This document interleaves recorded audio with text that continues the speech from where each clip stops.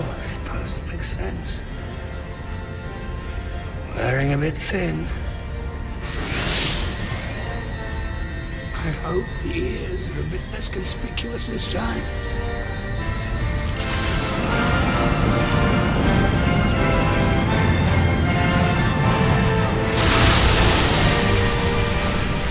Whoa! Whoa! Oh, for God's sake! I need a mirror. No mirror. Not shiny enough. I need a new screwdriver. Right then, redecorating. You could do with a repaint, dear. No offence.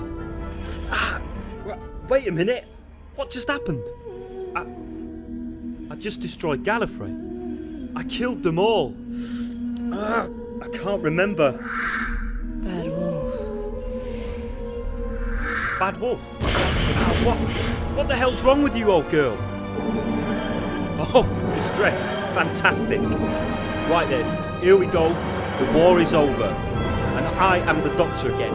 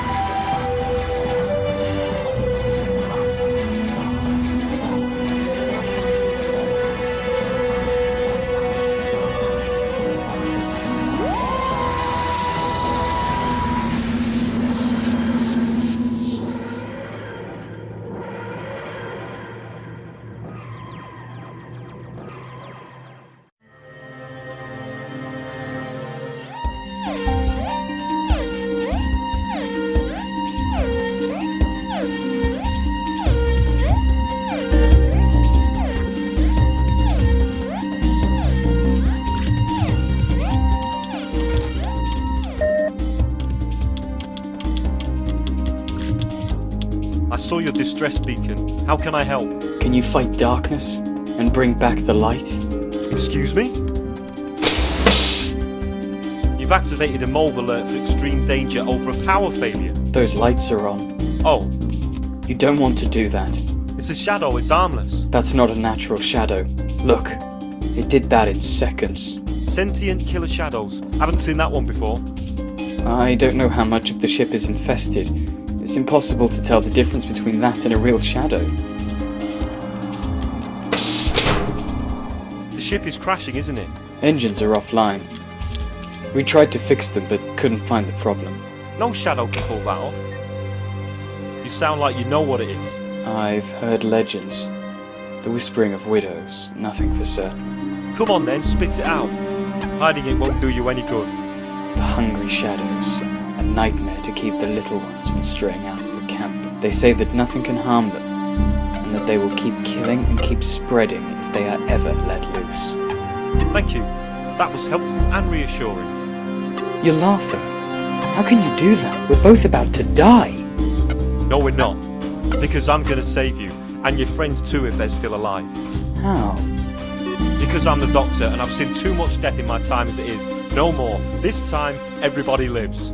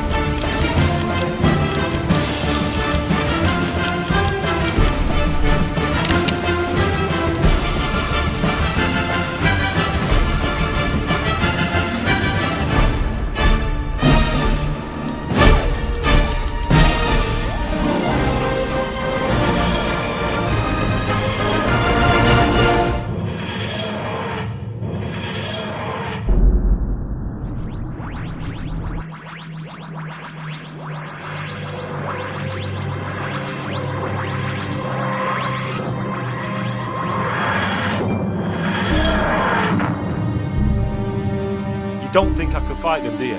You can't fight shadows, nothing can hurt them. Oh, but nothing can! Ha! The nothingness of space. What did you do? Just sent all your shadows out for a scenic spacewalk. You destroyed that entire storage sector Yep, and took the darkness with it. yep. But with that sector gone and the engines destroyed, the ship will slam into... Thought of that. That's why the ship evacuated before it did it. How? By sabotaging the engines. What? The engines went down before the shadows came out, forcing all but a few crew members to the shuttles. And those remaining would be few enough to transmat to the nearest planet, even on emergency power and with the engines gone. Fantastic plan, wasn't it? But the transmat is down. What do you think I was fixing earlier? But Doctor, I don't think that was all of the shadows. No problem. This ship will crash right into the star, and that should take care of any last... No, Doctor, that's not what I meant. I have 2 shadows. Just when everything was going right, I could have saved them all. I'm sorry, I didn't know. I just stepped into the darkness. Go on, Doctor. You've saved everyone else. Just leave me. You've got to fight it. There's no fighting it. Just go. And Doctor, thank you.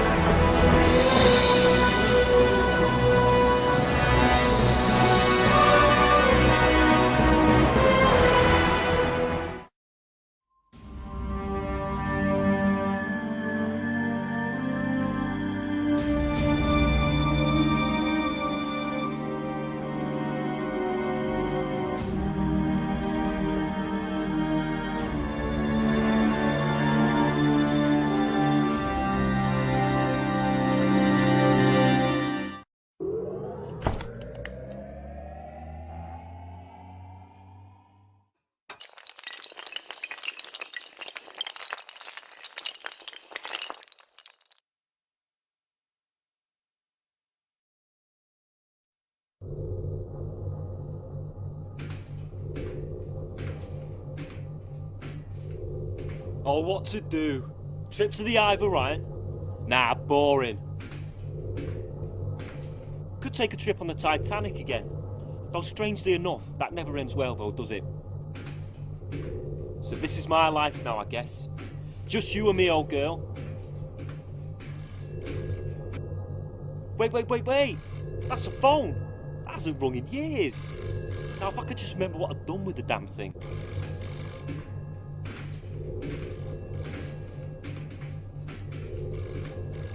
This better be important after all this hassle. Okay, let me think. Last time I saw it was... Ah, yeah, it's Odin. Which means it's underneath the console. Fantastic. Hello, this is the Doctor. If this is Commander Austin, press 1. Anyone else, please press 2. My name is Baldwin, Bill Baldwin. I need help. I'm on planet India. My people have been enslaved by an invading race. We need urgent assistance. Please, help us. Wait, no, please don't. But that sounded like Jadoon. They're meant to be mercenaries. They wouldn't invade a peaceful planet, would they? I've really got to stop talking to myself.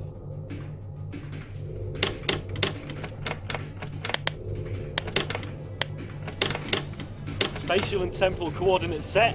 Okay, old girl, let's go!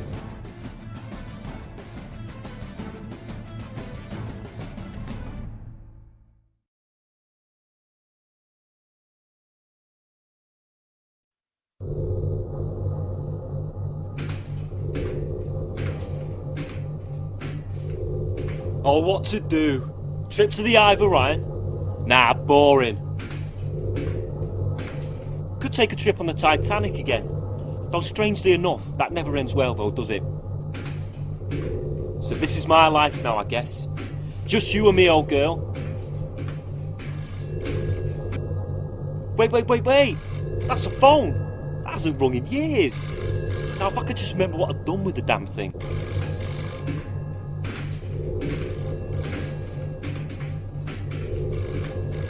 This better be important after all this hassle. Okay, let me think. Last time I saw it was... yeah, it's holding. Which means it's underneath the console. Fantastic. Hello, this is the Doctor. If this is Commander Austin, press 1. Anyone else, please press 2. My name is Baldwin. Bill Baldwin. I'm on planet India. My people have been enslaved by an invading race. We need urgent assistance. Please help us. Roll, oh, go, Joe. Wait. No. Please don't. But that sounded like Jadoon. They're meant to be mercenaries. They wouldn't invade a peaceful planet, would they? I've really got to stop talking to myself.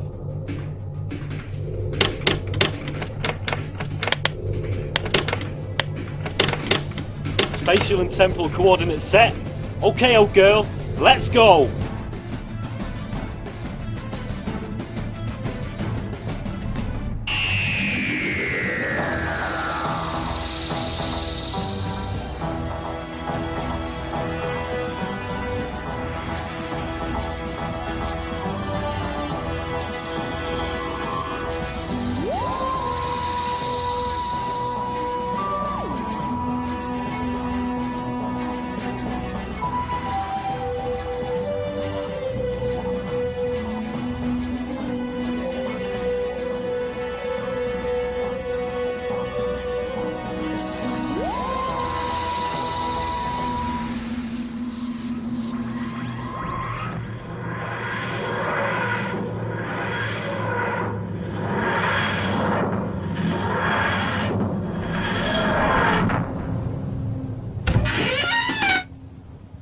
Okay, fellas, bring it on. Oh, well, that was lucky. I'm beyond terrible in a punch-up anyway. Hello? Can anyone hear me? Well, that didn't work. What did I do with that thing? Oh,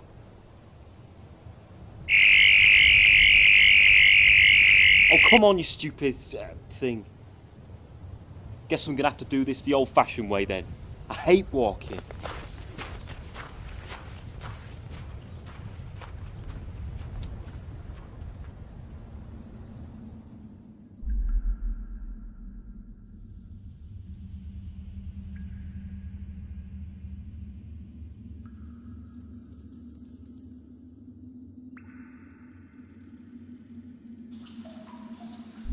The Time Lord's TARDIS has landed on this planet, Captain. Damn.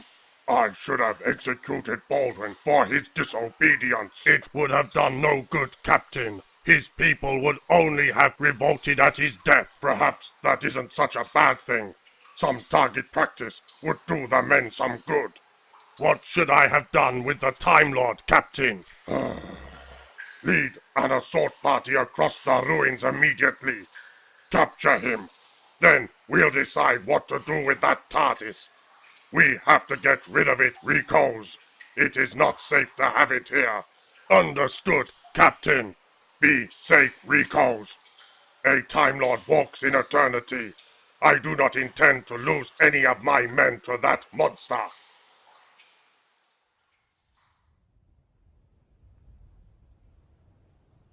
Feels like I've been walking forever. I'm sure you've been following me for at least an hour. Yes, I know you're there. Come on out. It's okay, I'm not going to hurt you. I would love to see you try. Who are you? My name's the Doctor. I'm here to help. And you are? Cassie. Nice to meet you, Cassie. Now, if you don't mind me asking, what are you doing out here on your own? Has anyone ever told you that you are incredibly patronizing? Once or twice as it happens. I'm looking for a man named Baldwin. He sent me a message. Then you're looking for my father. He's still a captive of the Jadoon that invaded this planet. The Jadoon are a peaceful race by and large. This is incredibly uncharacteristic of them. How'd you manage to escape from them? When my father sent out his distress call, the guards found out and dragged him from our cell. My father told me to run while I had the chance. So I did. I avoided the guards and made it to the surface. I never thought I'd see the sun again, but here I am. There are over 70 of my people in the caverns below us. You have to help me free them. I will, I promise you. Do you think you can lead us down to where your people are being held? I don't know. It was dark. I was panicking. Don't worry, I can help to refresh your memory. Don't move! You are surrounded, Time Lord! I think we should put our hands up, Cassie. You certainly know how to state the obvious, don't you, Doctor? No talking! You will follow us underground, where our captain wishes to speak to you! Well, I must admit, I did have plans for today. People to go, places to see, but okay, very well. We'll do it your way. Take me to your leader. I really hate saying that.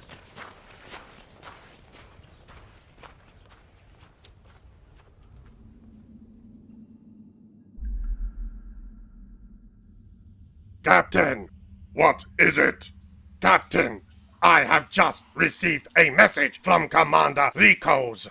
He has captured the Time Lord. He was traveling with Baldwin's daughter. I think it's time Mr. Baldwin discovered what happens when you plot against the Jadoon. Mind if I ask you a question, Rikos? How do you know my name, Time Lord?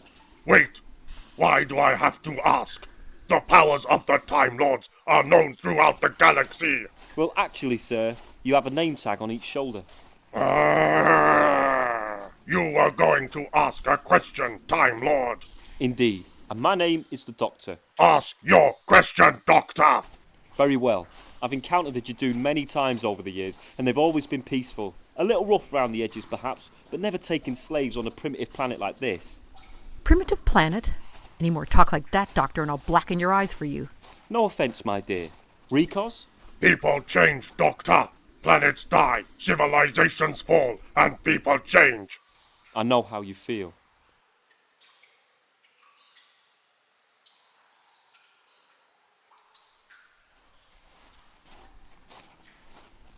Rikos, is that you? It is, Captain. I bring the Time Lord and Baldwin's daughter. My name is Cassie, Hornhead. Cassie, I really wouldn't antagonise him. So, Captain, what is it? Sojo? Captain Sojo? Indeed, Time Lord.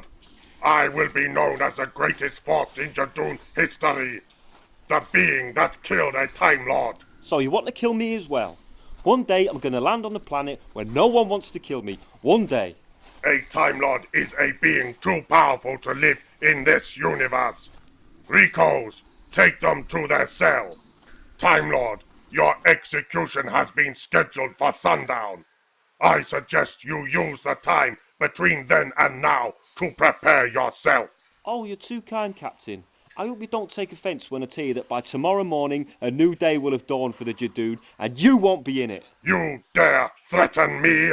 No, I dare to predict the future. Take them to their cell, Rikos. And you tell me not to antagonize them?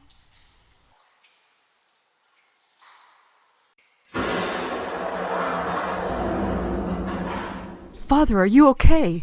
Yes, my dear. I'm fine. Who is your friend? My name's the Doctor. I received your distress call. I came to help. Well, a great deal of help you've been, Doctor. Are you joining us for my execution? Don't talk like that. We're going to get out of here. Indeed, Cassie, but there's more going on here than just your people. The Jadoon are meant to be a peaceful race. I refuse to believe that they changed so drastically. What does it matter? They have. Now we need to get out of here. Let's see what we can find out. Rikos! Rikos! This is the Doctor, and I demand to speak to Commander Rikos. What do you want, Doctor? What's happened to you, Rikos? This is beneath you. These people are innocent of any crime. You're going to execute us, but at what charge? What right do you have to judge us? There is more going on here than you know, Doctor. Legends state that the Time Lords know all. Today I found that to be untrue. Beliefs change from day to day. If I told you the truth, Doctor, you would forget all of yours. I don't know what you think you know about me, Rikos, but you're wrong if you think that. Let's see, Time Lord. You want to know why we're here? Now, it's because... Baldwin, what'd you do that for? He would have helped us. He was going to help us. He's the enemy, Doctor! Grab his keys, Cassie. We're getting our people out of here now. I'm sorry, Doctor. If I wanted to get out, I'd have used this.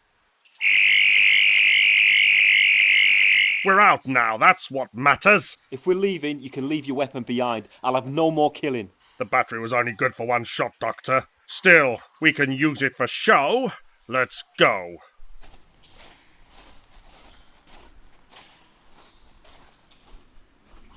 Captain Sojo. How did you get out of your cell, Time Lord? That's not important. What is important is that we end this now. I will not be lectured by you. I'm not trying to lecture you. I don't know what's going on here, and every second that goes by, I care a little less. Just let these people go and we'll be on our way. Typical of a Time Lord. The greatest authority in the universe. In your own mind. Enough! Release my people now. We're leaving. No, you will not escape our vengeance. I said enough! Where are you holding our people? They are gone. Taken to our homeworld for trial. Then you're coming to the surface with us. You're gonna call your people and have them bring my people back here. Drop your weapons, or your offspring will die. And then I'll kill your captain. Do you want to go there? Really? Listen, there's no need for any of this. We'll leave. Baldwin, Cassie and I will just go. No. The Time Lord will be destroyed, and the humans shall be taken to the homeworld. I said enough! Cassie, get behind me. We're going to the surface, and Sojo, you're coming with us. Father, listen to the doctor. We don't need the captain. Leave him. We can get out of here. We can find somewhere new to live. The doctor will help us, won't you, Doctor? I'd be delighted to. No. Sojo, order your lieutenant to drop his weapon or I start firing. Do as he says. Good boys. Now move.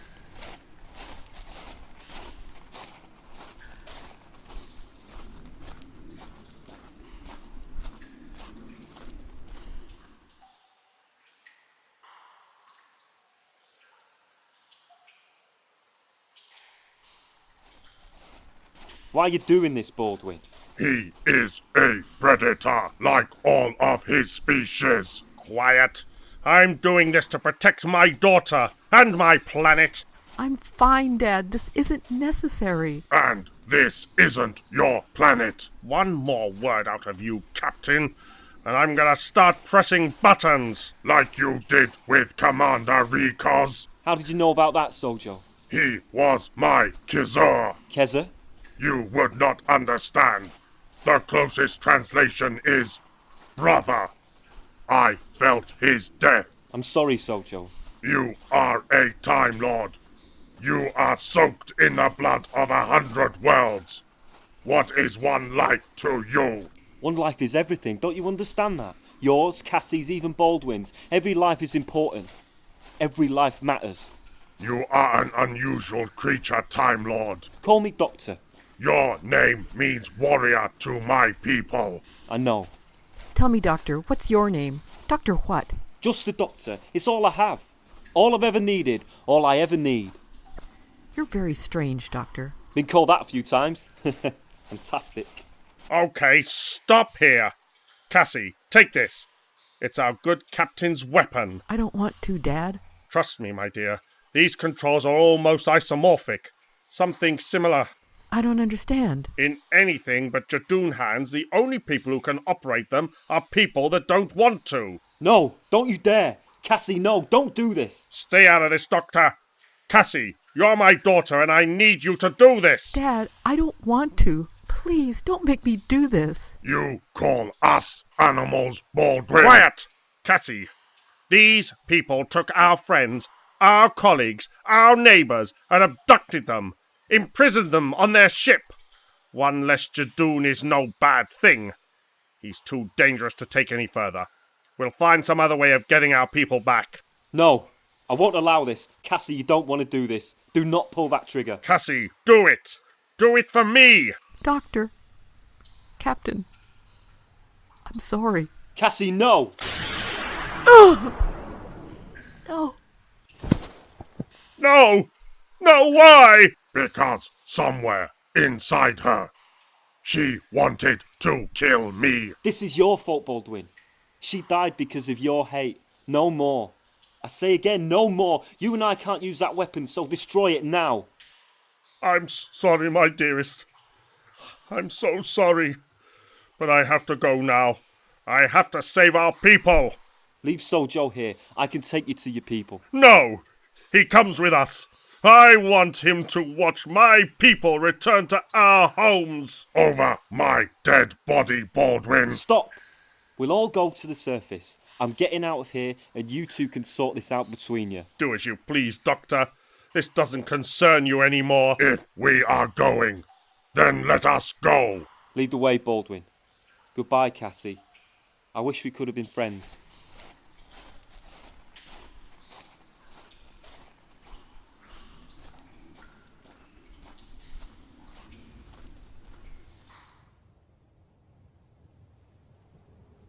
Fresh air. I never thought I'd smell it again. Savor it, Baldwin. Stop it, both of you.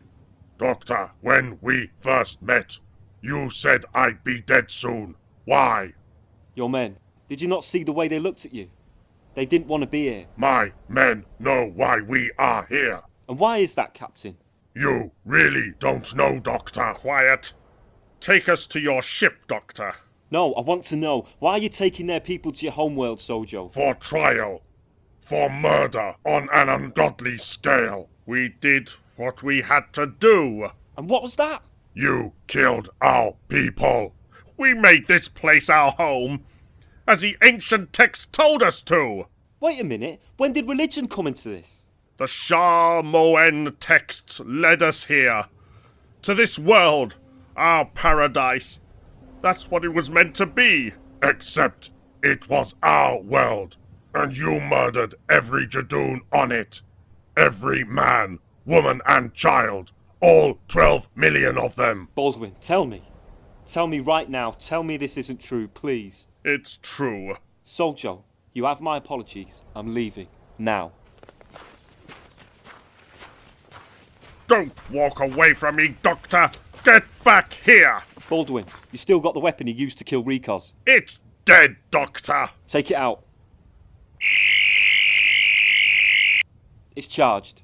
Do whatever you want. I'm leaving. Doctor, I'm warning you. Come back or I will kill you. Sojo, tell the good Mr. Baldwin what is the main biological characteristic among Time Lords. Regeneration. Ding, ding, ding. We have a winner. Regeneration. I die, I regenerate, I live. You can't kill me with that weapon, Baldwin. Then I'll kill him. I will kill Sojo. So, do it. Nothing to do with me anymore. Never was. It will be on your conscience, Doctor. It'll be yours, with your daughters, with Cassie's. How dare you! Say your prayers, Sojo. Thank you, Doctor. You have restored my faith in your people.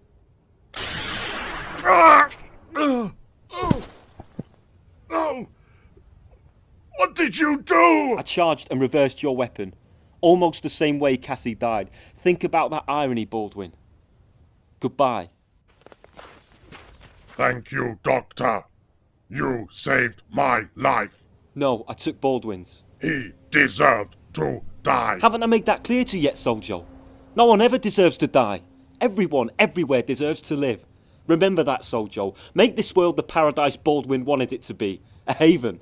A world of peace between your people and the peoples of Earth. You don't need to live in mourning anymore. I free you from your grief, Sojo. Do you require an escort to your ship, Doctor? No. I can find my way. Goodbye, Sojo. Goodbye, Doctor.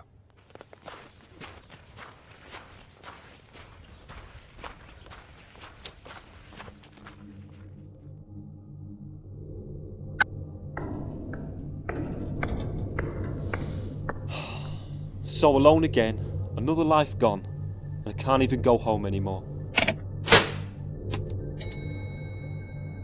What the? Is this thing on? What? Oh yes, there's a little light. Okay, look forward and speak. Subroutine programmed, yes? Okay, Susan, my dear. If you are watching this, you have activated Emergency Program 1. Which means I am likely dead or captured. Hopefully neither, but you never know. Now you know the laws of time on our world, and they apply out here too. You can't travel back in time and save me. This is a time machine, but there are rules. You know that, so don't try it. This program is sending the TARDIS back to its last destination before its current one. When it reaches that point, just leave the ship there. Make a life for yourself. I have taught you everything I can. And don't think of me. Think of yourself. Think of yourself. Goodbye, Susan. Goodbye, my dear. Oh, Susan, my dear, wait a minute. This is a time machine. This is a time machine. I didn't tell her this was a time machine. By the way, did I mention it also travels in time?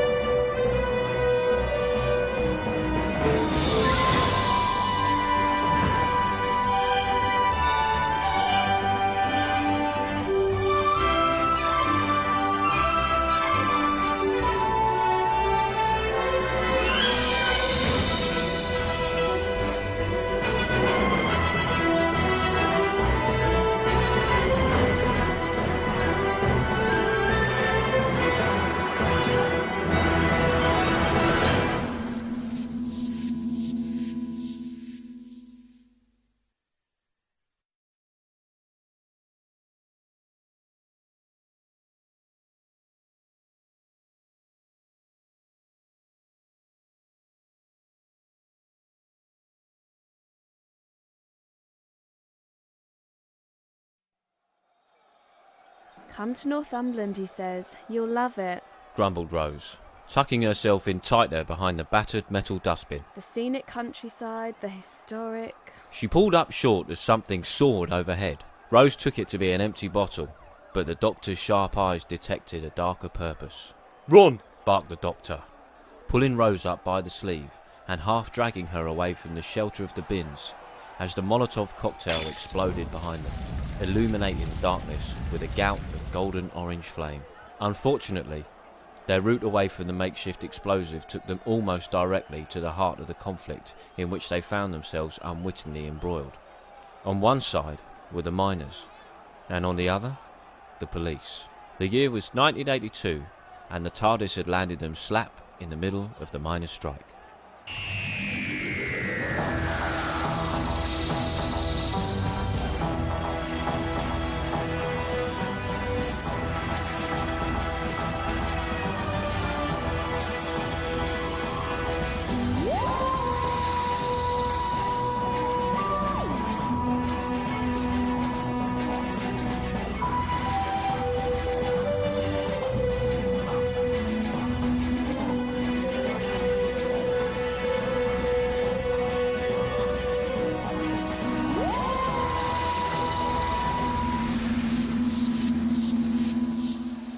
Rose continued talking as the doctor dragged her into the doorway of a boarded-up building. I mean, even 1066 would have been better than this. At least it would have been historic. This is history, beamed the doctor, as a policeman stumbled backwards from the melee and into a heap in the doorway.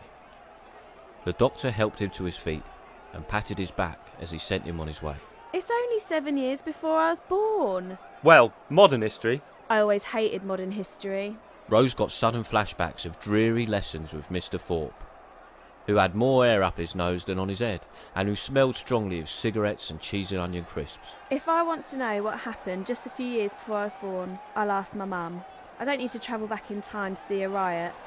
I can see a riot back home. Something flew between their heads and broke the glass door pane. Neither of them saw what it was, but they both agreed it was lucky it missed them. Okay, we'll go. As soon as we get back to the TARDIS without getting our heads kicked in. That would be preferable, yeah. The pair of time travellers crouched in the doorway, waiting for an opening in the violent throng that would allow them a clear run back to the ship. Rose clung firmly to the sleeve of the doctor's leather jacket. The last thing she wanted was to lose him in this madness. The doctor's keen eyes scanned the crowd. He loved humans, but sometimes they repelled him. They had boundless imaginations, but always seemed to fail when it came to settling disputes, and it always seemed to come down to this primitive barbarism. As he watched, an ambulance skirted the crowd. It swerved to avoid hitting one of the miners, then sharply to avoid an exploding petrol bomb. The course took it straight towards the entrance of a block of flats, and it looked all set to crash into the building.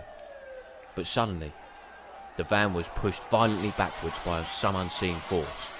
It flipped onto its side, crashing to a halt and narrowly missing rioters of both sides. The driver crawled out, utterly bemused. Did you see that? Rose had not seen it and said as much.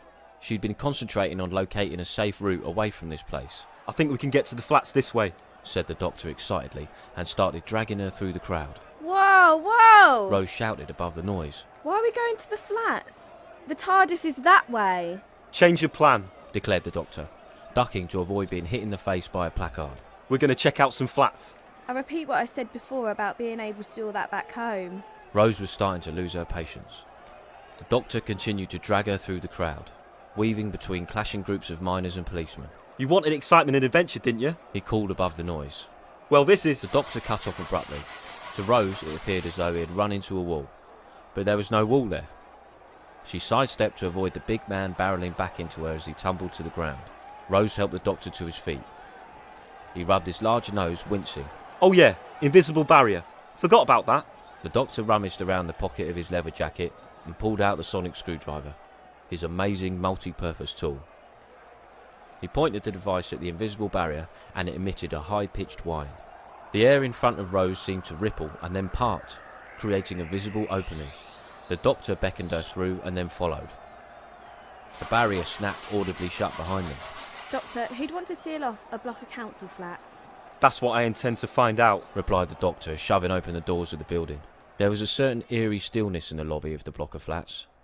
Noise and light from the chaos outside filtered in weirdly through the cracked and yellowing frosted glass panels to either side of the doors. Well, this is all horribly familiar, said Rose, looking round at the detergent smears on the dull grey walls that barely covered ghostly graffiti. The acrid stench of urine and disinfectant was also too recognisable. A malfunctioning strip light buzzed and flickered overhead. The doctor was utterly disinterested in any of this. He stood in the centre of the lobby and scanned the surrounding area with a sonic screwdriver. I know it's here somewhere. What's here somewhere? Alien tech. Alien wires spun on alien looms. Alien circuits printed in alien factories. Clicking and calculating a million light years from home. The sonic can sniff it out a mile off. Well, that's comforting to know, said Rose sarcastically. She sighed and sat on the bottom of the stairs. I shouldn't complain. At least we're away from that fighting. Something heavy thudded against the outside of the doors, and Rose jumped. She put her hands instinctively on the steps to steady herself, but quickly removed them when she realised how unpleasantly sticky they were. Give us Sam with this, came the voice of the doctor. He had disappeared down the side of the stairwell and was making loud banging noises. Rose peered through the banister and saw her otherworldly companion attacking the elevator doors with a fire extinguisher. What are you doing? She asked, as if addressing a small child. I'm trying to get this lift open, replied the doctor, continuing to hammer the sliding doors with the red cylinder. Have you tried just pressing the button? Don't be stupid. This is a tower block in northern England in 1982. It's out of order, isn't it? Oi! The voice cut through the air, momentarily drowning out even a loud hammering. The doctor ceased his assault on the lift doors and looked around. A young police officer had appeared from one of the side corridors and was advancing towards the time travellers with an air of uncertain authority. His uniform was splattered with paint, and he held a similarly stained helmet limply in his hand. Hello, officer, beamed the doctor, still holding the fire extinguisher. Rose shrunk into the stairs, trying to appear invisible. What do you think you're doing? Asked the officer, indicating the dents in the lift doors. Trying to get into the lift. It's broken. I'm not surprised, exclaimed the policeman, snatching the fire extinguisher from the doctor's grasp and placing it carefully on the floor. The doctor almost immediately made to pick it up again. Leave it alone, commanded the young officer, pulling a riot truncheon from his belt. I'm warning you. The doctor's eyes widened at sight of the truncheon, and an even broader smile covered his face. Oh yes, that's perfect, he said, plucking the truncheon from the policeman's fingers. The young officer was aghast. Here, you can't do that. That's police property, that is. The doctor wasn't listening. He had jammed the end of the truncheon in the gap between the lift doors and was violently attempting to lever them open. Stop it, ordered the officer with rapidly diminishing authority. I'll call for backup. Rose watched in detached amazement as the officer pulled out his police radio and shouted desperately into it. Bravo Oscar 9, requested assistance immediately. The radio replied with nothing but static. He repeated, Bravo Oscar 9, requesting assistance immediately. But there was still only loud hissing in reply. You're wasting your time, mate. There's a force field around this place. The young officer looked up to see a girl around his own age looking at him between the bars of the stair rail. Her pretty face made the rage and anxiety in him subside a little. Oh, you're telling me, miss? I've been trying to get back to my van for over an hour. I can't even get most of the doors open. Come on, open, snarled the doctor at the lift doors. The policeman looked round with a worried look on his face. My name's Rose. Dave. PC David Carver. He felt strangely torn. On the one hand, he was really enjoying the rare experience of chatting with the pretty girl. But on the other hand, there was still a mad hooligan in a leather jacket trying to jemmy open a lift with his truncheon. It's mental out there, isn't it? Said Rose, indicating the doors from behind which the noise of the fighting could still be heard. Yeah, and then some. I wasn't expecting this when I signed up. You don't sound like you're from round here, said Rose, keeping the conversation going. No, miss. I'm from Brighton. They're drafting coppers in all from over the country to do a stint here. None of us are particularly happy about it. You don't sound too local yourself, miss. No, I'm from London, originally, by way of all kinds of different places. Aha! Exclaimed the doctor loudly, effectively putting an end to the conversation. Rose and PC Dave looked round to see the doctor heaving open the protesting lift doors with a screech of rending metal. All it takes is a bit of elbow grease, declared the doctor proudly, standing back admiring his handiwork. Dave picked up his discarded truncheon, which looked distinctly the worse for wear, and tucked it in his belt. You can't go in there. Look, mister. Doctor. Doctor. Just doctor. You can't go in there, doctor. It's not safe. The doctor had his head in the lift shaft. Would it make you feel more comfortable if I was a qualified lift engineer? Dave thought about this. Well, yeah. The doctor fished around in his jacket pocket and produced a battered leather wallet. His head still in the lift shaft, he flipped open the wallet and waved it in the direction of the young policeman. There you go, mate. I'm a qualified lift engineer. Rose laughed. To her, the psychic paper showed a smiley face with its tongue sticking out. Well, why didn't you say so? PC Dave felt the weight of responsibility lifted off his shoulders. That makes all the difference. Glad to hear it. You got a torch, mate? The young policeman unhitched the torch from his belt and handed it to the doctor. The doctor stuck his head back inside the lift. The darkness of the concrete shaft stretched up above him. A cool breeze drifted across his face, and a soft flurry of dust rained down. He flicked on the torch and shone it into the darkness. The beam swept across the square walls like a searchlight. At first he saw nothing but hanging cables, steel runners and bare concrete walls. But then, in an upper corner of the lift shaft, the torch beam picked out the very thing the doctor was expecting to find. So there you are. What have you found? Come and have a look. Deep down inside, looking at whatever the doctor had found in the lift shaft was the last thing that Rose wanted to do. But she had an insatiable curiosity that forced her to do so. The young policeman held Rose's arm as she stepped towards the lift, and they both peered into the shaft. Mind the gap, it's a long way down. Rose looked down. All she could see was blackness, but there was a definite sense that she was on the brink of a very long drop. Now look up. Rose looked up. She couldn't see anything but the darkened walls of the lift shaft. What are we looking for then? PC Dave squinted into the darkness. Top left-hand corner, instructed the doctor, and shone the torch to the appropriate spot. Rose saw what at first she believed to be a hanging collection of dull grey cables, but when the torch swept over them, they suddenly twitched like a startled spider. Rose nearly jumped out of her skin, and PC Dave had to hold on to her to stop her from falling into the lift shaft, even though he himself was equally, if not more, terrified. Crouched in the upper corner of the lift shaft, clinking to the brickwork like an insect, was a nightmare creature roughly human in size and shape, but with spindly skeletal limbs and talon-like fingers and toes. Its impassive grey face bore a leer of pure malevolence, and its yellowy eyes flashed as the torch swept across them. It shook its head, rattling a mane of spiny grey tendrils. What the hell is that? It's called the Malice. You don't see too many of them around, but I have run into one before. What is it? Is it an animal? No, an intelligent life form. Well, semi-intelligent. Well, a form of semi-intelligence. Their technology is based on psychic energy.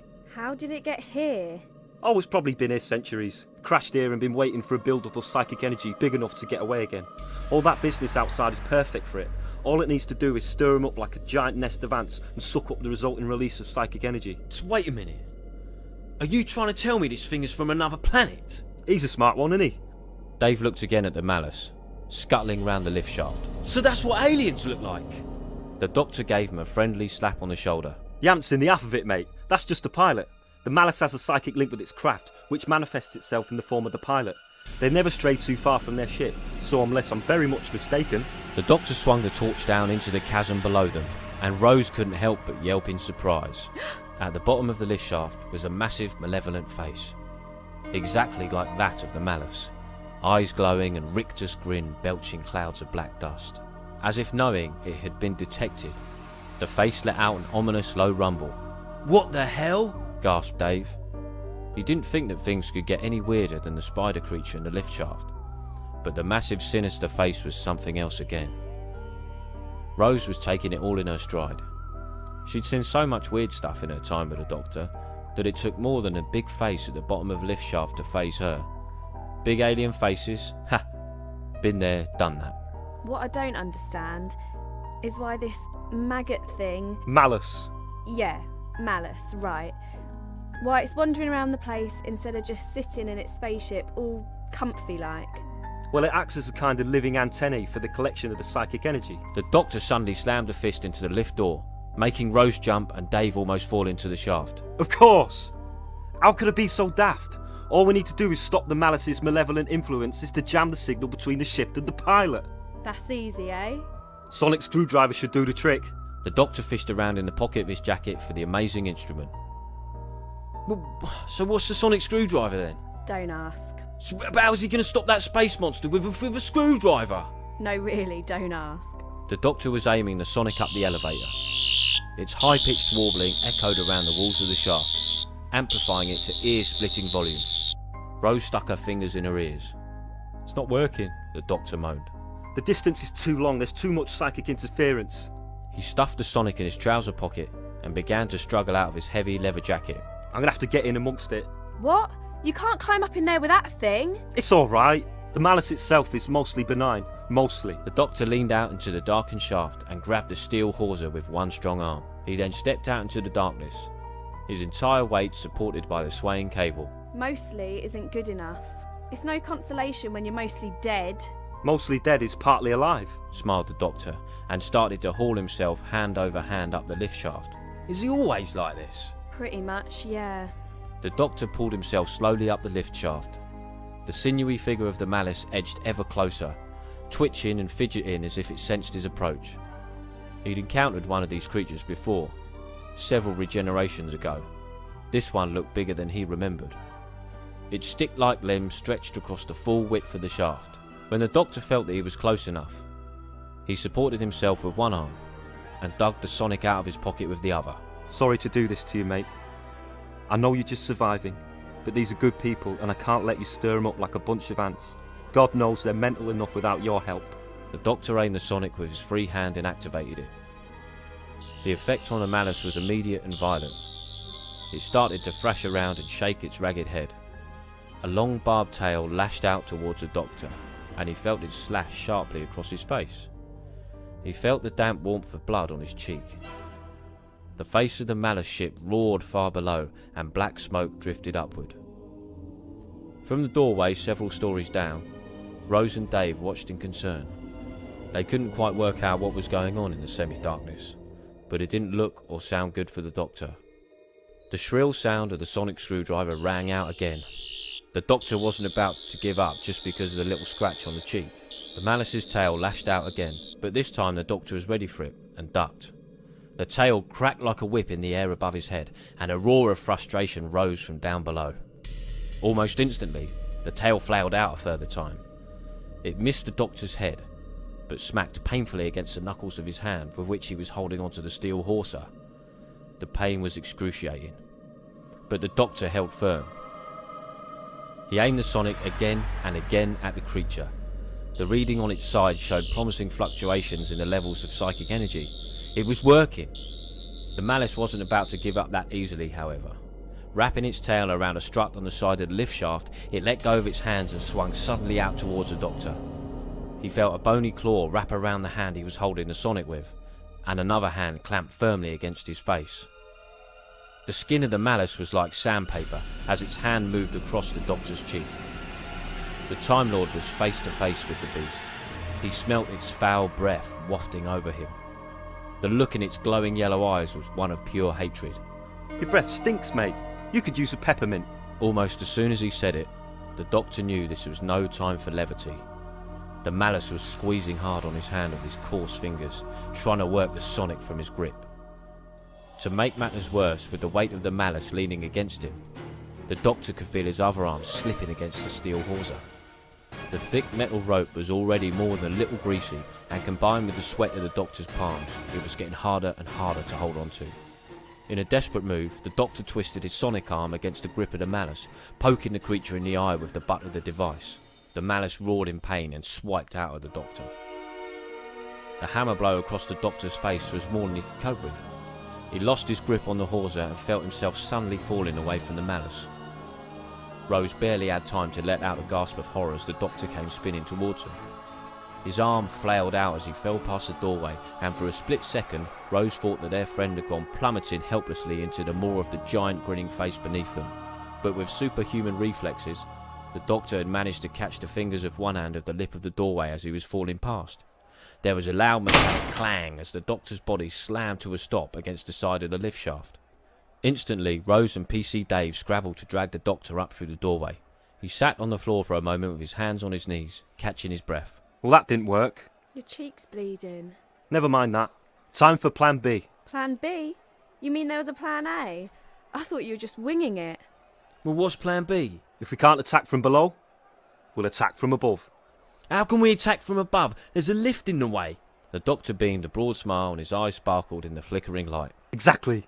He leapt to his feet and with a few mammoth strides was bounding up the stairs. Rose and Dave heard a cry of "Follow me!" echoing down the stairs. Reluctantly, they followed.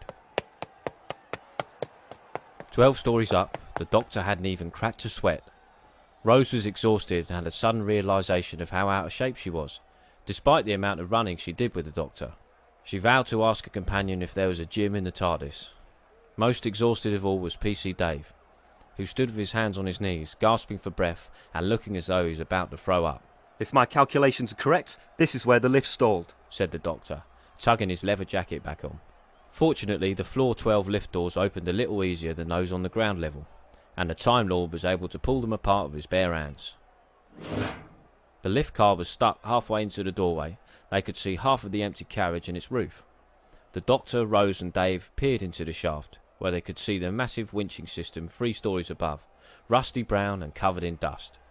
No wonder it broke down, thought Rose. But how can you reach the malice through the lift car? I don't have to reach him. Only the lift car does. You mean... Hammer of the gods. Oh, so you're a god now, are you? quipped Rose, as the doctor fished the sonic from his pocket and leaned out into the shaft. Dave had recovered himself by now, and was beginning to get a grasp on what was actually going on. Hang on a minute. Am I to understand that you intend to crash that lift car down 12 stories of this building? That's about the size of it, mate. I can't let you do that. You could cause no end of damage. Constable, any damage that I could possibly do to this building would be a drop in the ocean compared to the damage that lot out there could do under the influence of the malice. Yeah, but still... You see the chaos out there? Does that look like normal behaviour to you? Have you ever seen that level of violence before? Dave lowered his head. No. All right. Now shut up and let me knacker the lift. The doctor returned to his work. Rose felt a little sorry for the young policeman, so she went across and put her arm around him. The doctor had this way of stripping all semblance of authority away from people. It was a good thing, with pompous tin Hitlers, because it brought them down a peg. But for someone young and impressionable like Dave, it could be a real confidence crusher. Don't take it personally. He's like that with everyone. The sound of the sonic screwdriver echoed up from the shaft, followed by the sound of the doctor coughing as rust rained down on him from the ancient winching mechanism. No wonder it's out of order. This is well seized up. Do you think you can get it loose? Oh yeah. Just need a higher setting. And he adjusted the sonic accordingly, before setting back to work on the lift mechanism. As if it was somehow aware of the doctor's intentions, the Malice spacecraft let out a deep rumble several stories below. That thing is getting agitated. We've got to get a move on. Going as fast as I can. If you think you could do any better, you better come here and... He was cut off mid-sentence by a tremendous crash from the half-visible interior of the lift car. The doctor stepped back and peered into the metal box, just in time to see a skeletal grey hand burst through the floor plates of the lift car. The Malice is breaking in through the lift. It knows what we're about. 2 hands were visible now, tearing aside the metal plates and fighting their way into the lift car. The doctor set to work with the sonic again, now at a higher pitch. The lift mechanism rained down more dust and the cable began to move, slowly and laboriously. The Malice now had a shoulder in the lift car and was attempting to heave its ragged head through the gap. It looked at Rose with burning yellow eyes and let out a malevolent hiss. It's breaking through! The Malice hissed again and swiped out at the doctor. Its talons missed his legs by a fraction of an inch. At that moment there was a violent crack and a screeching of tortured metal as the lift mechanism finally gave way. The doctor leapt back as the car lurched and then suddenly dropped downwards. The Malice screamed in frustration as it dropped away from them at increasing speed. Get back! The doctor ushered the 2 humans further down the corridor. It didn't take the lift car long to reach the bottom of the shaft. With no buffers active to slow its descent, the heavy metal box slammed into the face at the bottom of the shaft at full speed. The impact triggered a massive explosion as the Malice ship and the lift car containing the Malice probe were engulfed in flames. The doctor dragged Rose and Dave to the ground just in time as flames flashed back up the shaft and roared momentarily through the lift doors before burning themselves out. Everything fell silent as the doctor, Rose and Dave clambered to their feet. Is it dead? It was never really alive. It's a machine. But I think we could be pretty certain it's deactivated now. The doctor wandered over to the lift doors, from which smoke was now starting to drift. Suddenly, a clawed hand reached up from the lip of the lift shaft and the charred, smoking form of the Malice probe started to try and slowly heave itself up. The mask of its face was cracked and exposed circuits popped and fizzed. The Malice let out a final, panged cry of pure evil. The doctor put his boot against its face and pushed the unresisting abomination back into the lift shaft. Rose heard the limp body clanging against the sides of the shaft and finally hitting the rubble at the bottom with a dull, lifeless thump. Okay, now it's dead.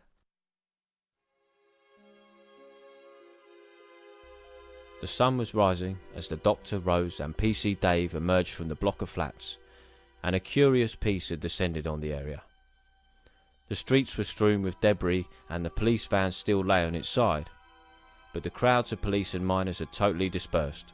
The only people around were a few council workers in high visibility jackets, sweeping up the broken glass and dumping discarded placards in the back of a refuse van. The force field which had been thrown up around the flats had dispersed with the destruction of the Malice, and the 3 unlikely companions were able to walk straight out to the fresh, if somewhat smoky, morning air. It's all over, smiled a relieved Dave. Thank God. The doctor kicked a discarded riot helmet into the gutter With the malice deactivated, its malevolent influence was no longer driving people to fight. I wish I could say it was the end of the clashes, but at least they won't be quite as violent from now on. A sudden realisation came over Dave. I need to get in touch with my chief. They'll be wondering what happened to me. His radio wasn't working, and the nearest phone box was little more than a blackened shell. So he bid the doctor and Rose a hurried farewell and rushed off in the direction of the nearest police station. Rose watched the funny little policeman scamper away and smiled. So, where to next? Definitely somewhere with no riots. Well, that's any Millwall matches out then. Shrugged the doctor, and he put his arm around Rose as they walked back in the direction of the TARDIS.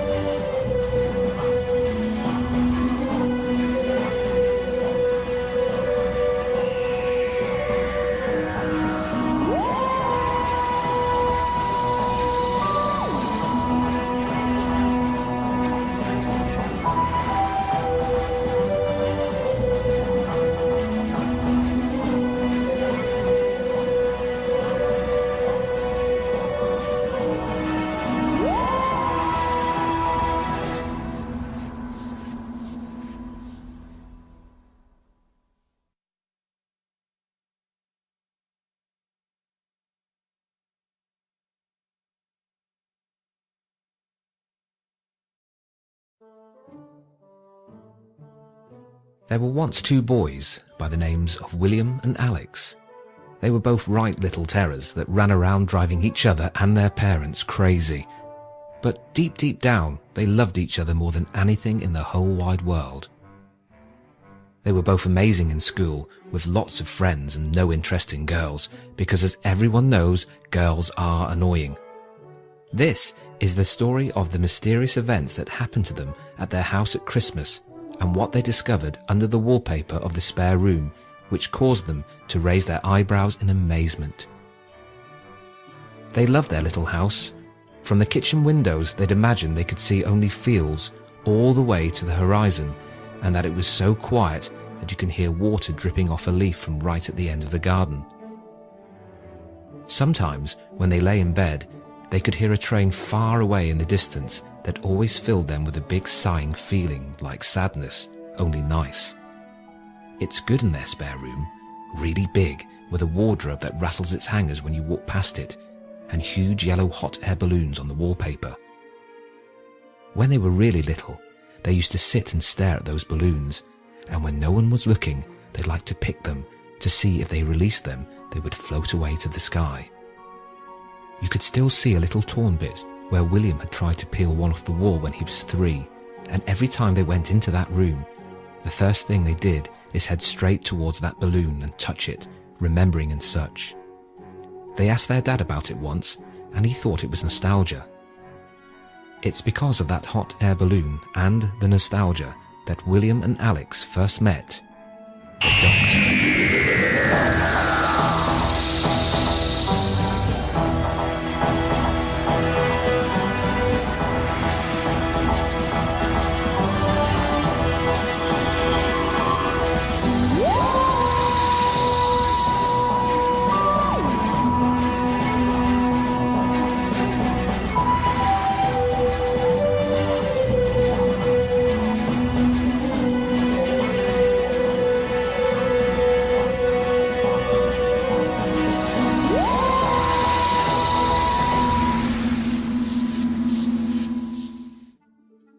It was 3 days before Christmas, and they'd spent most of the day playing in the spare room and staring straight at that torn yellow balloon on the wall, kneeling beside it, because they're bigger now, and touching it.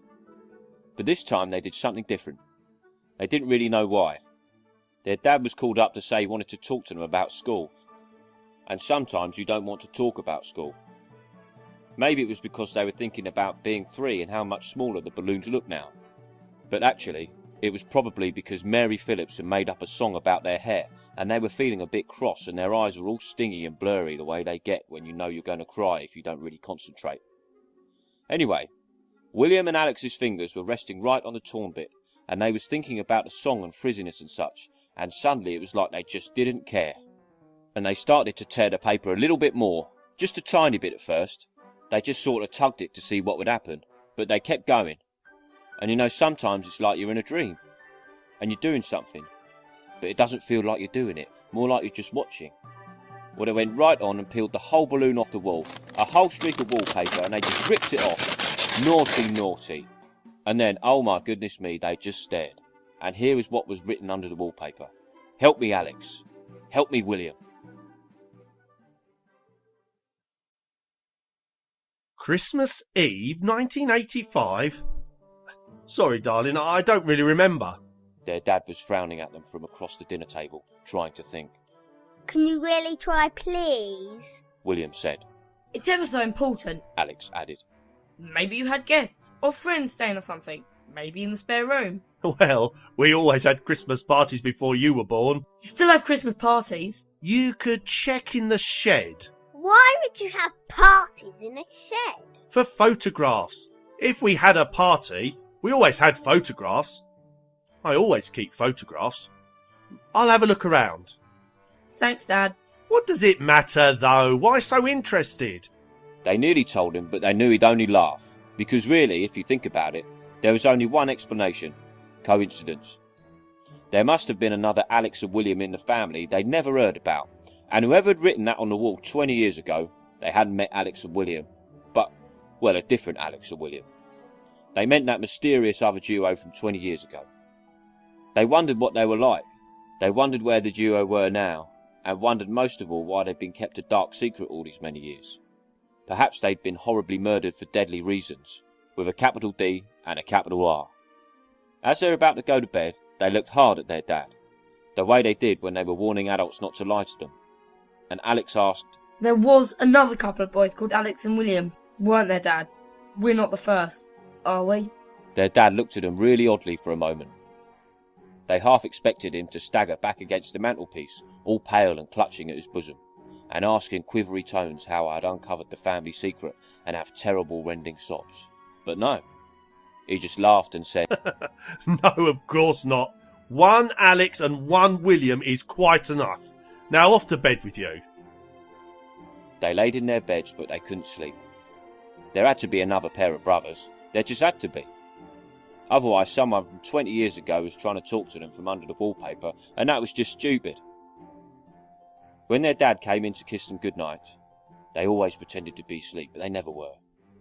They heard him put something on their bedside table. As soon as they heard the bedroom door close, the pair of boys jumped and switched the light on. Maybe this was it. Maybe this was their dad's dark confession. The truth about the other William and Alex and their dreadful fate. Sitting on the bedside table was a box. They gasped horrendously. They wondered how big a box would have to be to contain human remains. Their eyes narrowed shrewdly, and also bravely, and looked at the label on the lid. Though they did think labelling murdered human remains would be a bit of an obvious mistake, even for their dad. The label said, Photographs 1985. The Christmas party ones were right at the bottom, and took them ages to find. They were just the usual kind, lots of people grinning and drinking, and wearing paper hats. Their mum and dad looking all shiny and thin. And they saw it. Their eyebrows raised in perplexity again, slightly higher this time, because standing right in the middle of one of the photographs was a man with a leather jacket and enormous ears. He was in the middle of a line of grown-ups laughing and dancing, but he was looking right at the camera and holding up a piece of paper like a sign. And on the sign it said, Help me, Alex and William. They gasped even more in amazement. There was another Alex and there was another William, and obviously they were taking a photograph. And probably they were a bit deaf, and you had to talk to them with paper signs, because hearing aids hadn't been invented yet. And then they looked at the next photograph, and that's when everything changed. Suddenly it was like the school bell was ringing in their ears, and you could feel their hearts thudding in their chests, so hard you could probably have seen the buttons bouncing on their pyjamas. There was the man again, at the back of the photograph, holding up another piece of paper. And this one said, "Look under the wallpaper again." As they reached for the wallpaper again, their hands were shaking away like when you tried to do your homework on the school bus. The next bit of writing was much longer, and this is what it said. "This isn't a dream. And by the way, you should never try to do your homework on a school bus. I'm going to prove this is real. Think of a number, any number at all, and then get dressed, find a torch, and see what's carved in the bark of the furthest tree in the garden." When people think of a number, they always think of 10 or 7 or something. They never think of a really big stupid one. So they did. They thought of a big stupid one. Then they halved it. Then they added their ages. Then they added 4, just because they felt like it. And then a few minutes later, they were standing in the garden, shivering, staring at the furthest tree. And there it was, carved like it had been there forever. No one ever thinks of the number 73, except William and Alex, and the man who had carved the furthest tree in their dad's garden 20 years ago. They sat on their beds for ages, just shaking and wondering what to do now. But it was obvious, really. They tore off the next strip of wallpaper. This time it just said, "Top shelf in the living room," right at the back. The top shelf was where their dad kept all his videos.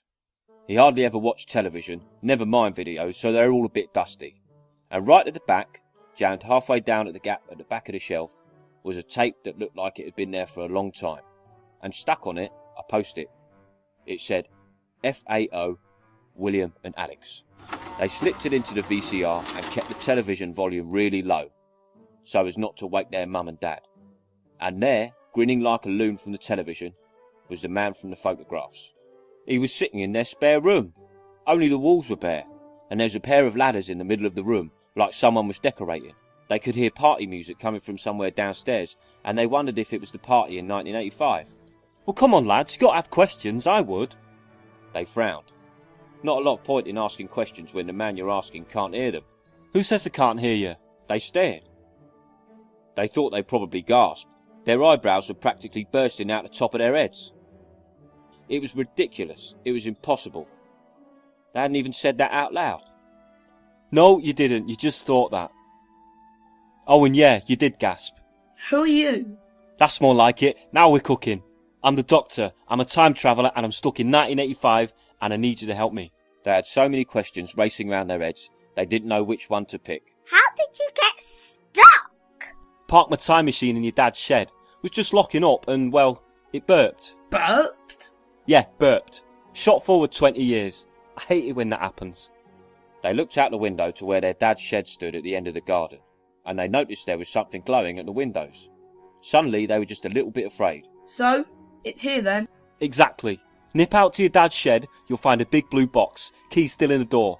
Could just stick around for 20 years and pick it up myself, but I don't want it falling into the wrong hands. And I know you're not the wrong hands, lads, so I want you to fly it back to me. They swallowed hard. This was totally freaky. You've got another question, I think. You're just on videotape. How can you hear us? Actually, I can't. Can't hear a thing. I just happen to know everything you and me are going to say in this whole conversation. How? Because Mary Phillips made up a song about your hair. They could hardly breathe for all the gasping. And you pushed her, didn't you, William? And then you did too, didn't you, Alex? And then you got a punishment. Their faces were burning. How did he know all this? They hadn't even told their mum and dad.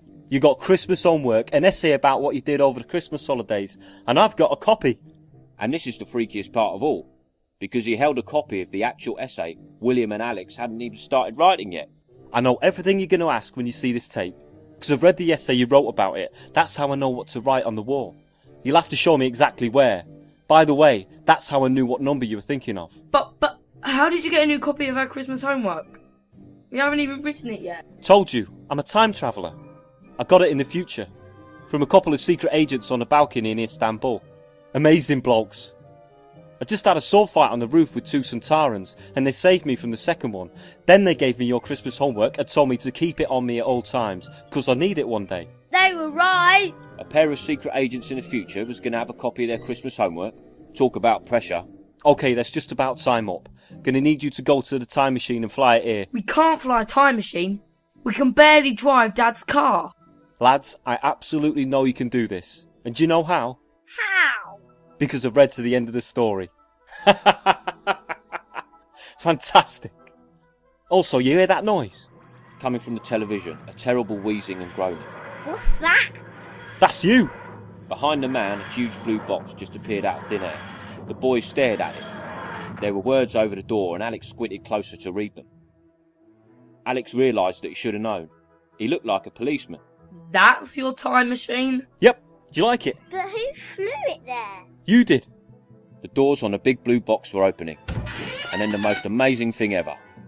The boys stepped out of the box. Alex, William and Alex. Another Alex and William stepped out of the time machine and waved at the camera. Hello, Alex and William 2 hours ago. It's great in there. You're gonna love it. Bigger on the inside. See? Told you could fly a time machine. Yeah, it's easy. It homes in on his watch anyway. You just have to press the reset button next to the phone. Who told you that? The younger William asked. The man looked a little cross about that. Yeah, well, before you set off any more time paradoxes, Alex, William, go and do your homework. But listen, it's gonna be great, said the other William. And so they finished their essay. Took them until nearly 2 o'clock in the morning, and they went to fetch the shed key from the kitchen drawer, setting off across the garden on a trip of a lifetime. A big, amazing adventure. And not their last one either, oh no. Just the first of lots and lots for the rest of their lives, probably. Suddenly they didn't care what their dad was going to say about the torn wallpaper, or what Mary Phillips thought about their hair. They'll go back to school after the holidays and just be nice to her. And she can make up all the songs she wants. They'll join in if it makes her happy. You see, they knew the best thing in the world. They know what's coming.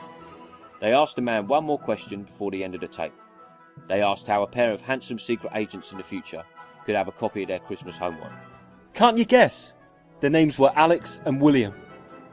The big blue box is waiting in the shed at the end of their garden, and they've just finished their homework.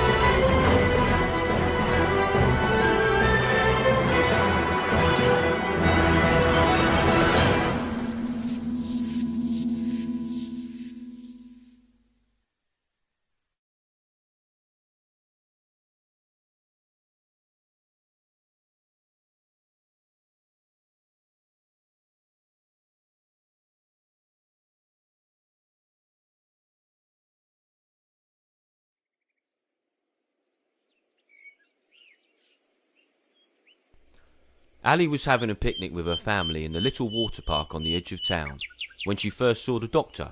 He was striding across the grass, glancing around, eyes a bit wild, as if he was searching for something. He looked like a typical man. 2 arms, 2 legs, the usual. Short hair, sticking out ears and a big nose. Black leather boots, a black leather jacket. Men were like that, weren't they? They got off on wearing the skin of dead animals. Always made Ali feel a bit funny, the idea of it. He was sort of grinning. Not really a happy grin though, slightly crazy. And he seemed to be in a hurry. He spotted Ali's family and came over, eyes as wide as his grin, trying to look friendly and polite, but failing badly. He didn't look like the normal sort of tourist they got round here, or a businessman on a trip, but he was definitely a traveller of some sort. Ali felt the familiar sour sting of jealousy she always felt around travellers, wishing she could escape her boring little life. She wondered where this man was from. When he spoke though, he didn't have any trace of a foreign accent, and Ali was impressed. You haven't seen anything, have you? Seen what? She could tell he was a little freaked out by this man appearing out of nowhere. He hadn't even said hello or anything, just blurted out his question, definitely in a hurry. Never mind. You'd know it if you'd seen it. Know what? Never mind, forget about it. Ali's dad struggled up and stood between the man and his family. Obviously thought there might be trouble. I'm sorry to have bothered you. He looked at Ali's family, saw her younger sister, and his expression changed. He was worried now. It's just, Just what? Ali's dad was trying to sound tough and brave. Two things he wasn't. He was a wimp, really. Wouldn't hurt a fly. But this strange man wasn't to know that.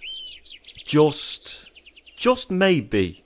The man was struggling to say what he wanted. Maybe you should finish your picnic and get back home. Quickly. Quite quickly. Like now.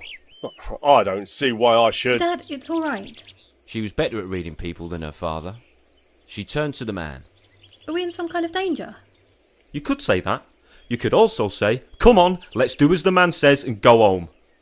He looked around anxiously, scanning the trees on the edge of the park. When none of Ali's family made a move, he sighed and carried on talking, fast and impatient. I've been following something, chasing them really, halfway across the universe if you must know. Who? A man. 2 men. Well, they're the same man, except he's not a man at all. That probably doesn't make a lot of sense to you. Look, I better go. I'm really sorry to have ruined your lovely picnic. It does look lovely, but, well, a lot more than your picnic could be ruined. As he rattled on, he had started picking up stuff and throwing food into Mum's basket. And then he stopped what he was doing and cocked his head as if he'd heard something. Oh, Castor and Pollux. Not good. That's really not good at all. And then he was gone, running off across the grass. Well, I mean, what was all that about? Mum tutted and started tidying up. I think we should do what he says. Why? He's obviously nuts. Just then there came a great shout that seemed to fill the sky. Well, there's that for a start. And then there was another cry, almost a scream. And there, above the treetops, was something that Ali found hard to take in. A man, but a man taller than the tallest building in town, and next to him another man. The same man, the stranger had said. And she saw what he'd meant. They were separate physically, but somehow they were both the same living thing. Identical, moving together, their faces showing the same blank expression. Ali froze as her mind tried to take this all in, too scared to move, gripped by a giant cold claw. She had the overwhelming thought that she could never understand what a creature like this would be thinking, except that it wouldn't care one iota about her and her family. And then she wondered if she was really seeing it at all. The two linked figures were very faint, as if they weren't even there, just made of cloud and smoke and swirling leaves. And there was the stranger, holding something shining in his hand. One of the giants had scooped him up and he was yelling something. And the giants bellowed and there was a flash and everything started swirling, so that instead of 2 giants there was a tornado, a whirlwind, a great dancing dust devil, and the stranger spun round and round, twisting up into the sky. Then there was a final huge shout and they all disappeared.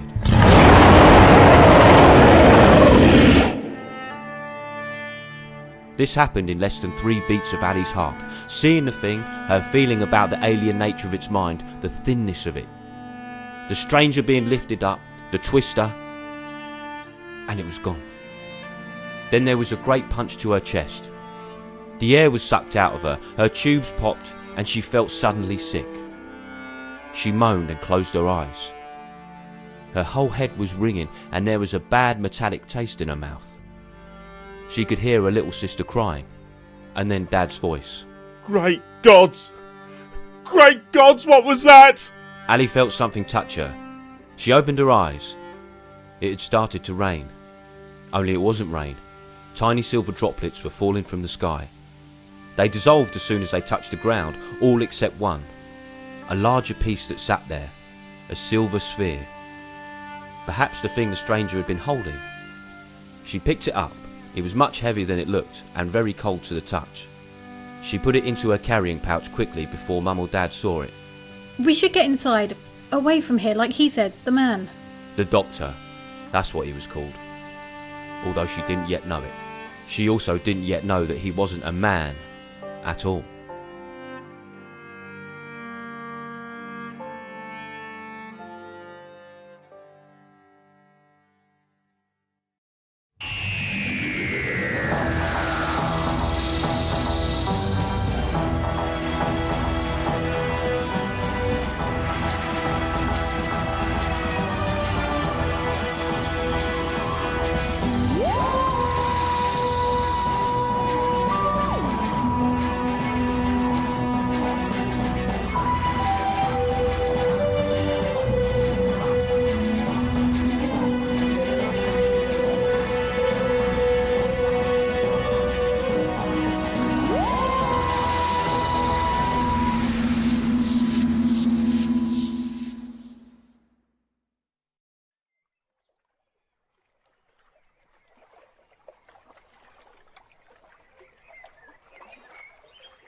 Ali wondered what happened to the strange man, whether he had survived the fight, whether she would ever see him again. But it was only a few days later, and the great wandering planet of LMRVN had barely danced halfway across the sky when he came right back into her life. She was on her way home from college at the end of a long and boring day, and had stopped off at the lake to stare into its murky waters. It was starting to grow dark, and the moons were casting silver splashes across the water. It looked insanely beautiful. She threw in a stone and wished it was the holidays, and the water was warmer, and it was safe to go for a little swim. Properly go for a swim. She only really felt alive when she was in the water. And then she saw his reflection, distorted by the ripples from the stone, but still unmistakably him. The doctor. She felt a little stab of happiness. He was all right. I want it back. What? You know what? How can you be so sure I've got it? When I first saw you, I said to myself, here's someone special. She thought the exact same thing about him. It was then that she noticed a large box of some sort standing in the tall weeds, half hidden under the trees. It was blue, looked like it was made of wood and had foreign writing on it. Her mind started to turn. This thing you're looking for, what is it? Why should I give it back to you? I can't tell you that. Let's just say that the fate of the planet, an insignificant little planet, but a planet I'm rather fond of, is in your power. Besides, it's not yours. I lost it in a fight. I saw that. It didn't look like much of a fight to me. More a massacre, really. You weren't exactly winning. I had a plan. It sort of worked. And the plan involved the thing you're looking for, which I'm not going to give to you until you tell me exactly what it is. Then I'll have to make you, won't I? Who are you fooling? The doctor shrugged and gave Ali one of his mad grins that was almost a snarl. I may not know that much about men, but I can tell that you're not like one of the violent ones. The grin became a gurn. You're right. I'm not. I'm the doctor, by the way. I'm Ali. Pleased to meet you, Ali. You're a trickster, Doctor, not a warrior. Right again. And something tells me I can't trick you. No, you can't. So it's stalemate. Let's trade, said Ali, and the doctor sat down on a rock, started taking off his shoes and socks. Okay. I've got the, what do you call it? Our little silver ball that weighs nearly as much as that boulder you're sitting on. Let's call it an orb. Okay, I've got the orb. What can you offer me? What do you want? Information. Go on. I'll answer any question you like. The doctor was rolling up his trousers now. He obviously meant to go in the lake, but it was only up to his knees it would be safe. What was that thing? That giant thing? Those two giant things? The doctor thought for a while. He is a starman. A star eater. He can travel through space and time, fueled by the energy he drains from stars. He's pretty much a star himself, in every sense of the word. The doctor got up and dipped his feet in the lake. He gave a little theatrical gasp at how cold it was. And the orb is some kind of weapon? Well... The doctor was intrigued. What makes you say that? You were holding it. I saw a flash in the sky. Why else would you want it back so badly? And why couldn't you tell me what it was?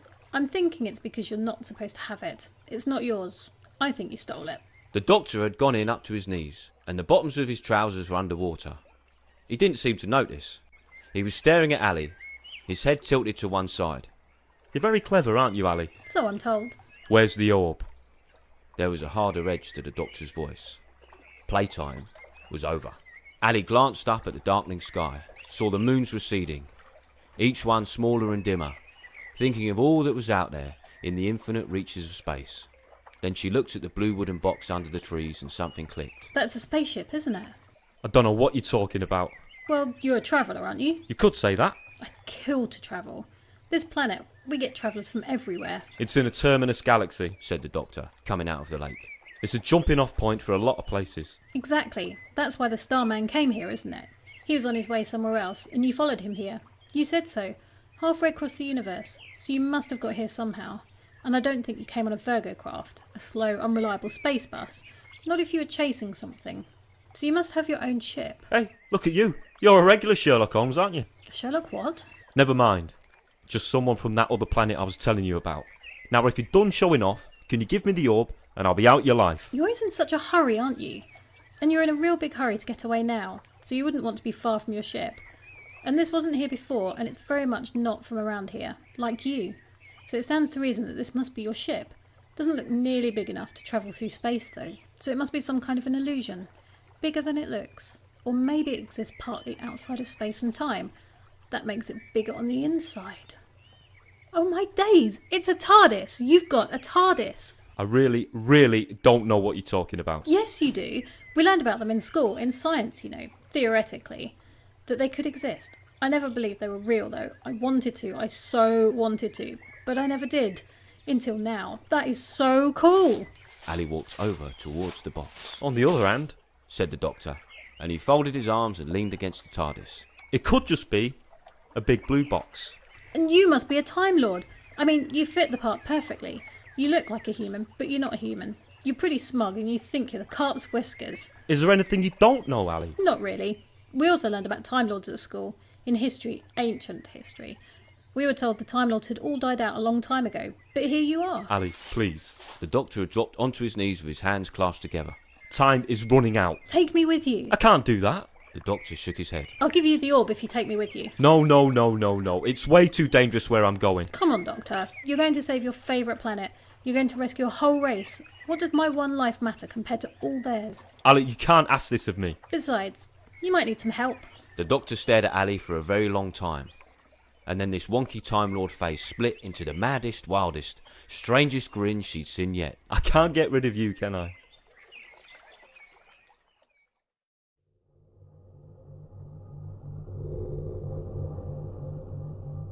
This planet's called Earth, where humans first came from, a long way back. I've heard of it. That doesn't surprise me, little Miss A-Star. The doctor was busy at the controls of the TARDIS, his face lit by the glowing green column that rose and fell rhythmically like the beating heart of the ship. Ali was amazed at how quickly she got used to being in here, after the first mind-bending experience of stepping through a door into another world. It all felt weirdly normal now. To tell the truth, some of the equipment looked decidedly primitive and old-fashioned compared to what she was used to. Not that she pretended to understand what everything did, but this was the relic of a civilization that had died out a long time ago. The doctor had darted about madly, throwing switches, twiddling dials, jabbing buttons as they set off. And now that they were underway, he'd calmed down enough to tell her about how he'd come to turn up in Karkinos. I've been down on Earth trying to save the old place again, and there was this thing, this creature, call it what you want. Actually, it's usually called a Nestine consciousness. Just another bully, another demigod like the Starman, wanting to feed off the planet and just drain it dry. Not nice. I was trying to find it and put a sock in it, and I was helped by a girl, about your age as it goes. A lot like you in many ways. What was her name? Rose. Rose Tyler. A human girl? Yeah, the only type they had on the planet back then. You see, in that corner of the universe, space travel hadn't really taken off just yet, so there were only native creatures of the planet, and humans were the only halfway sentient ones. Well, them and meerkats. Tell me about Rose Tyler. Ali watched as the doctor appeared at some kind of monitor, and satisfied, stepped back from the controls. He turned and beamed at her. Rose? She was funny and tough and clever and resourceful. She saved me, and she saved her boyfriend Mickey, and she saved the whole damn planet. Oh, you're in love? No, don't make that mistake. Let's just say she was good company, and I like company. It must be difficult for you. living as you do? Oh, I've had so many companions in my life. Susan and Barbara and Ian, Prince Egon, Jamie, Polly, Ella McBride, Sarah Jane Smith, Leela. They come, and inevitably, they go. But without them... You're the last lonely Time Lord. What is it with teenage girls? Always digging. When I met Rose, I'd only recently regenerated. I'm sure you know all about regeneration. You probably got a diploma in it. And I was feeling a bit like a soft-shell crab, waiting for my new shell to harden, if you'll pardon the analogy. I was still finding my feet. I thought, new body, new start, new companion. So what happened? Did you ask her? I did as it goes, and she turned me down. I'd come on too strong, I guess. Played my cards too soon. As I say, I was still adjusting to the regeneration, not quite calibrated. She just looked at me. She's got a funny face, you know. Big mouth, big eyes, and a big heart. You are in love. The doctor ignored Ali and ploughed on, and that's why she couldn't come. Because she cared more about what she'd have to leave behind than what I could offer her. Her family, her boyfriend, her life. I couldn't argue with that. I couldn't expect her to drop everything and go gallivanting off with a perfect stranger in the search of adventure. Are you saying I don't have a big heart? Ali blurted out before she could stop herself. No, not at all. You think I don't care, don't you? Ali was trying not to get angry. She was sure that it would show. That she'd be flushed and ugly red. The doctor looked wide-eyed and innocent. A little dismissive. Did I say that? I don't remember saying that. As I explained before we took off, I can land you right back on Karkinos a second after we left. Nobody will ever know. I didn't have time to tell Rose that. I know you didn't really want me to come with you though. Ali could feel herself shaking. You're here, aren't you? So stop your whinging. Now hold on to something. I need to get ready for landing. His goofy grin calmed her down a little. But if you already saved the Earth, why do you need to go back there? It's like this, Ali. The doctor had started to pace about. I said goodbye to Rose. I came in here and started up the engines, and the next thing I knew, lights were flashing, alarms were blaring. It were all bells and buzzers and bleepers and hooters and tweeters, and I knew that didn't mean my dinner was ready in the microwave. You don't know what I'm talking about, but it doesn't matter. What does matter is that the TARDIS is uniquely tuned to sense any problems with the fabric of time. And just as it alerted me to the presence of the nesting consciousness in a place called London back in Rose's time, now it was alerting me to a very similar problem somewhere else on the planet, a few thousand years earlier. The Starman? Give the girl a big round of applause. Yes, they're dangerous entities, born when stars collapse, when they become black holes and white dwarfs and red dwarfs and wormholes, or whatever you call them in your neck of the intergalactic woods. When they collapse, they alter the shape of space, and they alter the shape of time. And sometimes a Starman is created, a cosmic being with primitive consciousness. And if you're not careful, they can escape from their own time and go trampling through existence, wiping it clean and rewriting history, rewriting the laws of science itself. I suppose you could call them gods, if you wanted. And it was always one of the duties of the Time Lords to police the universe and snap the cuffs on them when they popped up where they shouldn't. Nasty things, you know, gods.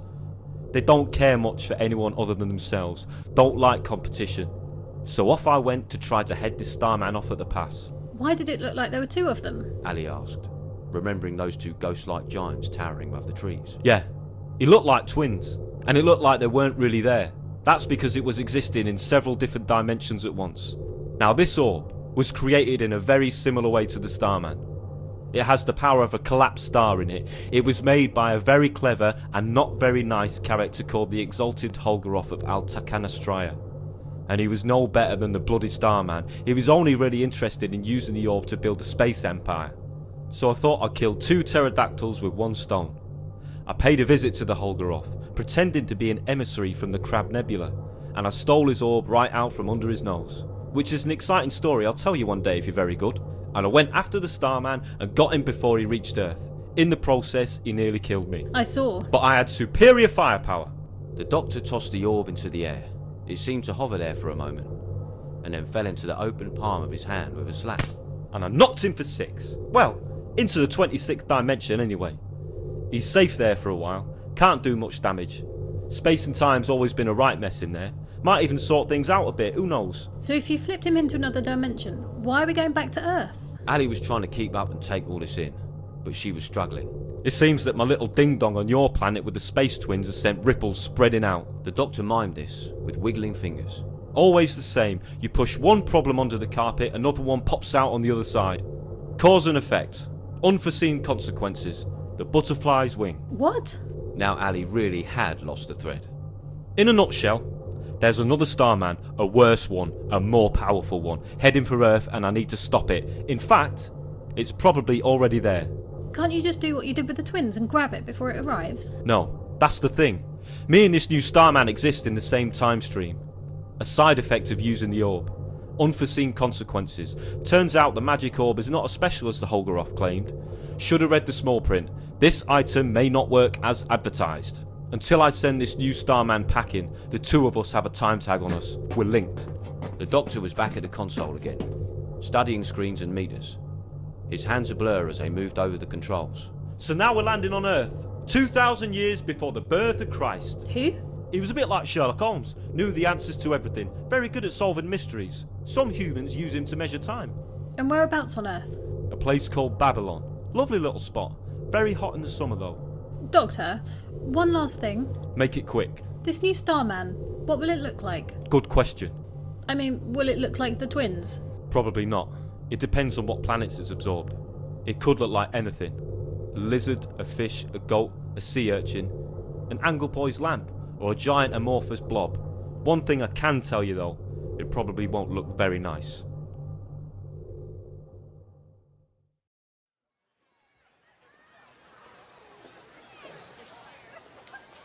At that moment, Zabiah, the High Priest of Marduk, was on his knees. His face pressed into the cold stone of the temple floor, his bony legs trembling. A wind from nowhere was kicking sand and grit into the air and throwing it under his robes, and the roar of some terrible dragon was screeching in his ears. He dared not look up, but he could sense there was a new presence here. The shape of the space had changed. Something had appeared. Perhaps their god had arrived. Marduk himself. He gathered up enough courage to open one eye and look across the floor to see what the guards were doing. He was pleased that they, like him, had prostrated themselves before this apparition. No one would laugh at him for a coward now. Zabiah waited, his heart thumping, his breath caught in his mouth. Waited for the wrath of Marduk to come down upon his head. Hello there. Slowly Zabiah raised his head. A man was standing there, dressed strangely in black clothing, and behind him was a large blue chest. The man was eyeing Zabiah with the same puzzled expression that Zabiah himself no doubt wore. Everything alright? There's really no need to kneel to me, you know. A simple handshake will do. Gurgarum, captain of the Royal Guard, was standing by his king, Hammurabi, looking down on the world from the balcony outside the king's quarters. From here, high up on the palace walls, they could see all of Babylon. But Hammurabi was not pleased. He was tugging at his beard, fiddling with the beads and precious rings that were knotted into it. My family ruled Babylon when it was little more than a dusty desert village, and they built it into the largest city in the world. Gurgarum was proud to serve mighty Hammurabi. It was Hammurabi who had enlarged the temples, raised the city walls and strengthened the embankments that stopped the great muddy Euphrates from flooding the streets.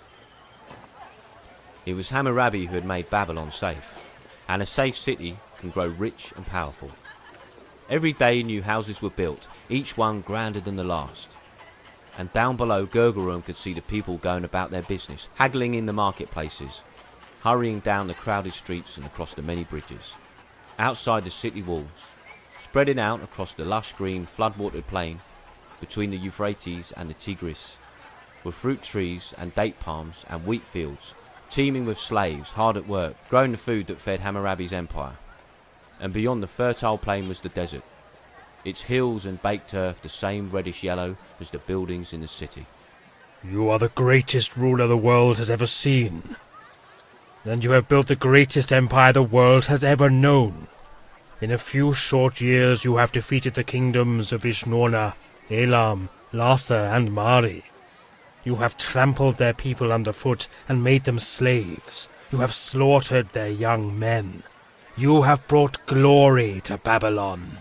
But do you not feel it, Gurgarum? Feel what, my king? As if a shadow has fallen across our world. I fear that all this might crumble, that our enemies will snatch it away from us. We are prepared.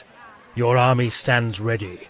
Your chariots ride round the city walls to frighten off any enemy tribes who might be foolish enough to launch an attack. But the priests have warned me that our great god, Marduk of the 50 Names, might abandon the city. We sacrifice to him. We wash the mouth of his statue. But the gods don't much care for the feeble concerns of man. Our cities are dust beneath their feet. You should not listen to the priests. They are like frightened old women. Your strength is in your army. You must rule with the sword. Gergrum knew that there was some truth in Hammurabi's words. Tremors had been felt beneath the earth lately, and the wall of a temple had collapsed, killing a priest and 3 of his servants. I must listen to the priests. They are the only ones who can tell me what the gods are thinking. I cannot sleep for fear that Babylon is under attack from mysterious forces, that my enemies plot against me, that they will send spies and sorcerers to undermine me. Then kill your enemies. Kill everyone in Babylon who is not a Babylonian. Let the Euphrates run red with their blood. Choke the Tigris with their bodies. They have not earned the right to justice. Trust in your strength and the sharp edges of your soldiers' weapons. And what if our enemies are the gods themselves? What then? Then we pray, my lord.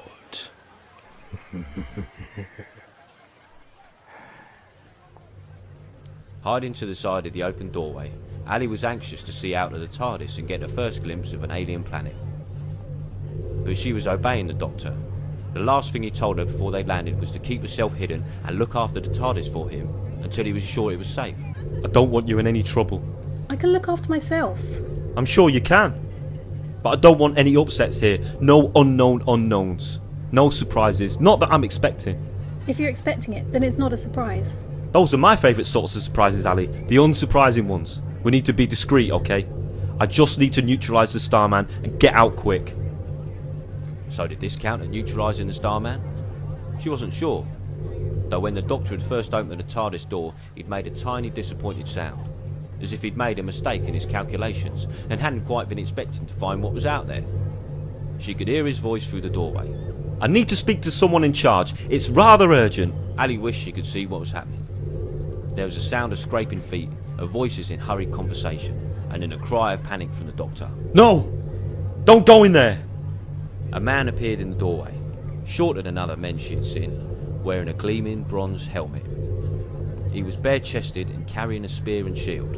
When he saw Ali, he gasped in surprise, and before he could do anything else, Ali instinctively lashed out with one of her antinodes. It whipped through the air and struck the man in the side of the neck.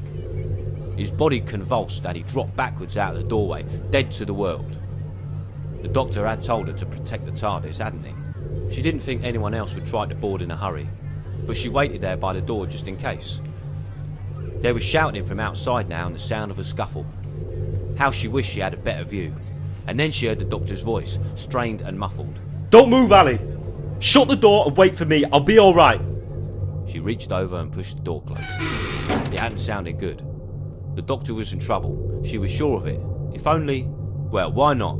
He hadn't told her not to touch the controls. She was sure there was something there, some piece of equipment that would help her see what was happening to the Doctor. Even a cranky old relic of ancient tech like the TARDIS would have scanners of some sort, surely. She hurried over to the console, located the main access screen, leaned forward and worked the controls with her fingers, just as she'd spent hours doing at school and college and in her room back home in Karkinos. She was good with technology, and even though this was ridiculously retro, she thought she'd have a pretty good idea how to find what she needed. There. A few swift adjustments, and she had a clear view of the outside. Another tweak, and she had sound to go with it. Luckily, the telepathic field of the TARDIS's translation circuit allowed her to understand every word of what was being said. Unluckily, it really didn't sound good. A man wearing elaborate embroidered robes and carrying some kind of staff was shouting at the Doctor, who was surrounded by more men armed with spears.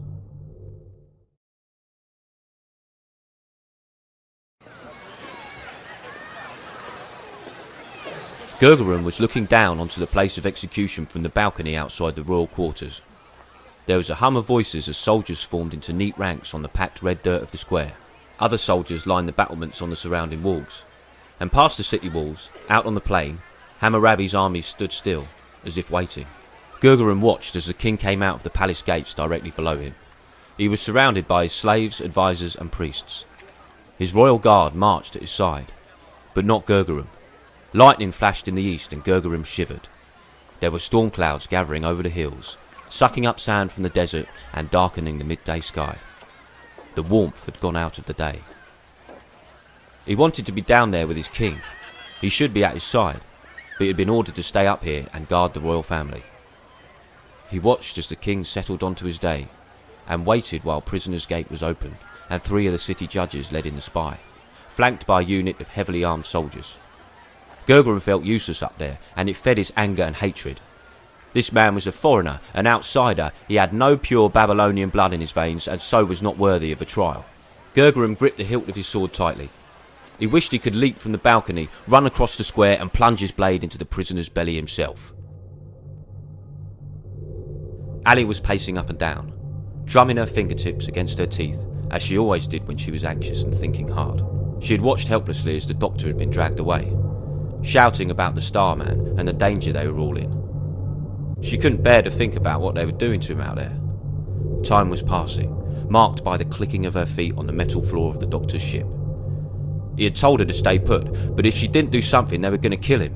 And if they killed him, there was no hope of defeating the Starman. What made it worse was that the doctor had left the orb in its cradle on the console. So, even if by some miracle the Babylonians didn't kill him, when the Starman attacked, he would have had no way of defeating it. Then she heard a thump. She glanced at the scanner. Several guards had gathered round the TARDIS, and one of them was battering at the door with his spear. Ali doubted he could do any damage, but it made her angry, and though she tried to damp the anger down, it grew inside her until she was glaring at the screen. You're making me mad, and you wouldn't like me when I'm mad. Believe me. Still, the puny idiot bashed his silly spear against the door. Ali's whole body felt hot. Her anger was like a physical being inside her, bursting to get out. The image on the screen was dimming as the red mist of battle settled on her. One of the other guards laughed and said something obscene about the TARDIS, and that did it for Ali. She was not going to stand for that. She was not going to stay shut up in here. She was not going to hang around and let the doctor get killed. And so she listened, timing the thumps, tuning into the man's rhythm, slowly creeping over to the door. She waited, counting, and then yanked the door open just as the guard lunged again. He was thrown off balance and stumbled through the suddenly empty space. She was ready for him and kicked him in the chest. He flew back, knocking over 2 of his startled friends, and now she was out and moving fast. The guards hadn't been inspecting this and they hesitated, trying to make sense of this new threat. As 2 of them broke away and fled screaming towards the temple doorway, Ali lashed. 1, 2, with her antinodes, and they went down, stunned. It would be a long while before they woke up. That left 3 more, plus the 3 who were still on the ground, scuttling away from her on their backs, yelling in terror and panic. But there was no time to think. Ali had to get out of here and find the doctor, and she mustn't let anyone sound the alarm. Her antinodes were accurate and effective weapons, but she had used them both in the attack, and it would take up precious time to curl them back in and make them ready again. As she was processing all this information, one of the guards threw his spear. It cracked harmlessly off her armour, but that did it now. The rage came on her. There was no turning back. No more trying to be nice and stun the stupid men. She would use lethal weapons. She advanced, and the guard who had thrown the spear screamed and died.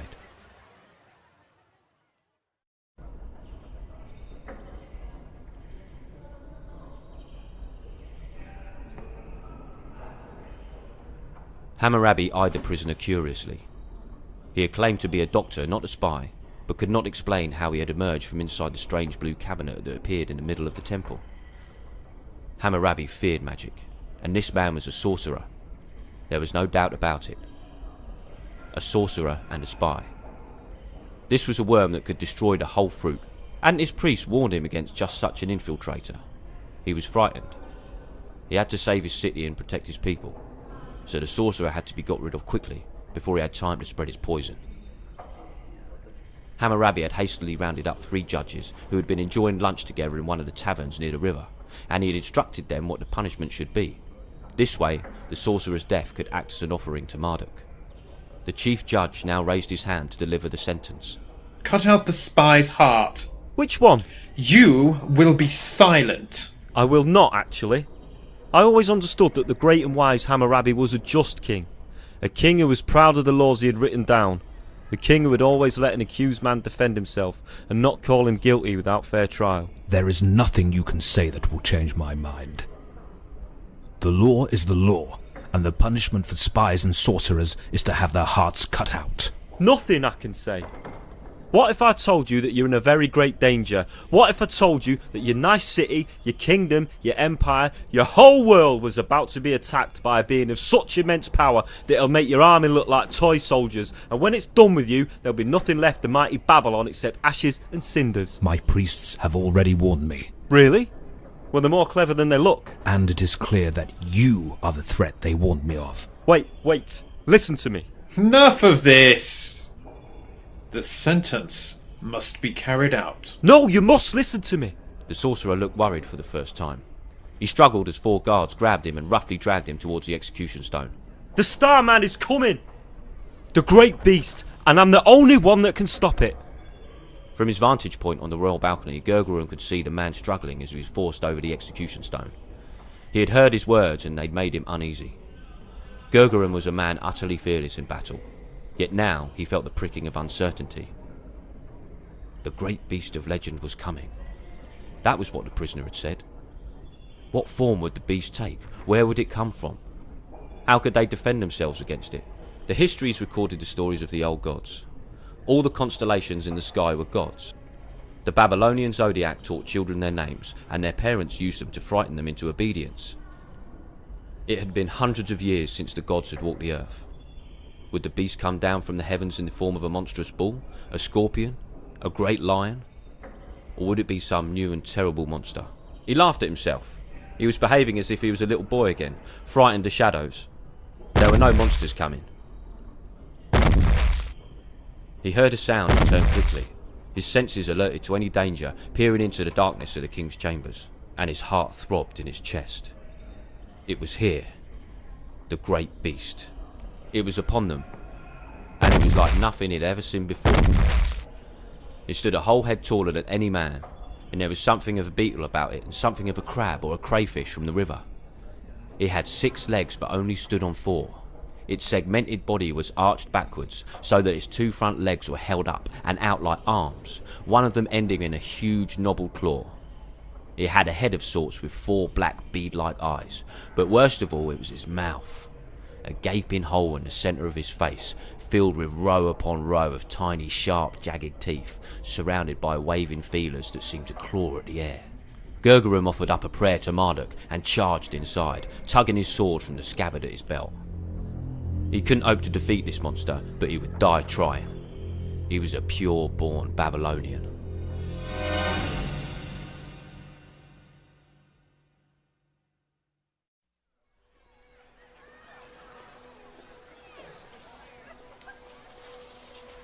I've come to Babylon to destroy the beast, the doctor shouted as the priest, Zabiah, raised a vicious curved blade above his head and murmured an incantation. It's here, I know it's here.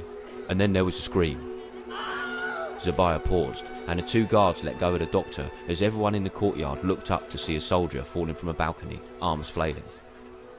The doctor looked away as the poor man hit the ground and was silenced. There was something up there, coming out of the palace onto the balcony. Whatever it was, it must have thrown the man down. It reached the balustrade and stood there, raising itself up on long thin legs, seeming to peer down at the people in the square, opening and closing a massive claw. It's the great beast. You must send up your guard, Lord Hammurabi, to crush it. That's not a Starman. Too small. It is the great beast. No, it's not. It's a friend of mine. A friend? Her name's Ali. She's from Karkinos, but you don't really need to know that. You're a friend of monsters. You've brought them among us. Your treachery is exposed. Hold him to the stone. We must kill him, quickly. But nobody moved. None of the soldiers were looking at Zabiah, or the creature on the balcony, or the doctor any longer. They were looking up, over the wall on the opposite side of the square, where darkness was filling the sky, and something vast was forming in that darkness. Zabiah dropped his knife and flung himself to the ground, burying his face in the dirt. Now that is a Starman. You should have listened to me, Hammurabi. Your great beast is here at last. From the balcony, Ali had a better view of the new Starman than anyone else, and she watched. transfixed, as it materialised on the plain outside the city walls. It was as tall as the giant twins had been, but, just as the doctor had warned her, it was stranger and more horrifying.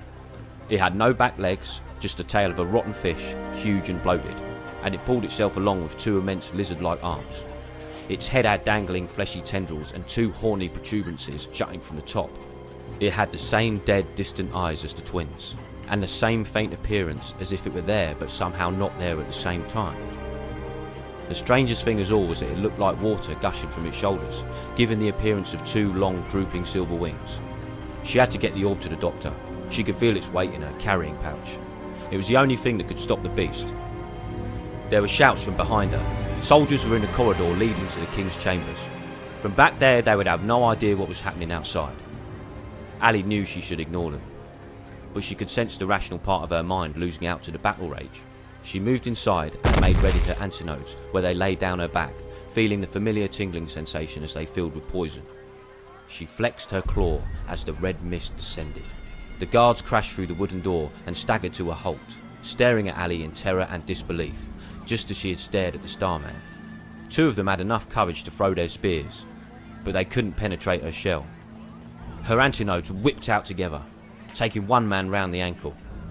He fell hard on the stone floor, and now she was scuttling after the rest of them as they retreated out of the door. They couldn't hope to outrun her. Her 6 legs were faster than their 2, and in a moment she was on them, and her battle claw ripped into him. That is one ugly goldfish type thing, said the doctor, running across the square towards a flight of steps that led up to the battlements. Wait! It was Hammurabi, his face pale with shock. He hurried up to the doctor and gripped him by the shoulders. You said you could defeat the beast. How? How do we do it? My army is ready, but... Your army doesn't stand a chance. Not against a thing like that. It's a Starman. It eats whole planets for breakfast. Then how? The doctor paused. He knew how. He had to get back to the TARDIS and get the orb, but there wasn't time for that. With every second, the Starman would be drawing strength from the ground. Once it fully materialised, not even the orb could stop it. It's too late, he said, then laughed. It wasn't too late at all. The cavalry was arriving. Good old Ali, flushed dark with fury, she was crawling down the outside of Hammurabi's palace like a big red cockroach. The orb held firm in her battle claw. Good girl. She was acting true to form.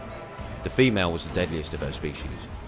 When the safety of the group was threatened, the females went into battle and wouldn't stop until their enemies were utterly destroyed.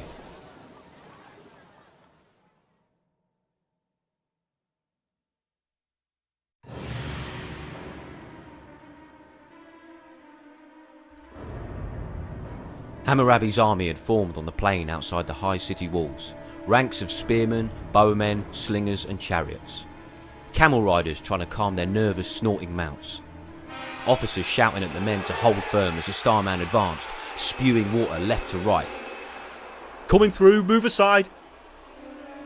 The ranks parted as the doctor, clinging to Ali's back and holding the silver orb with his free hand, charged through them.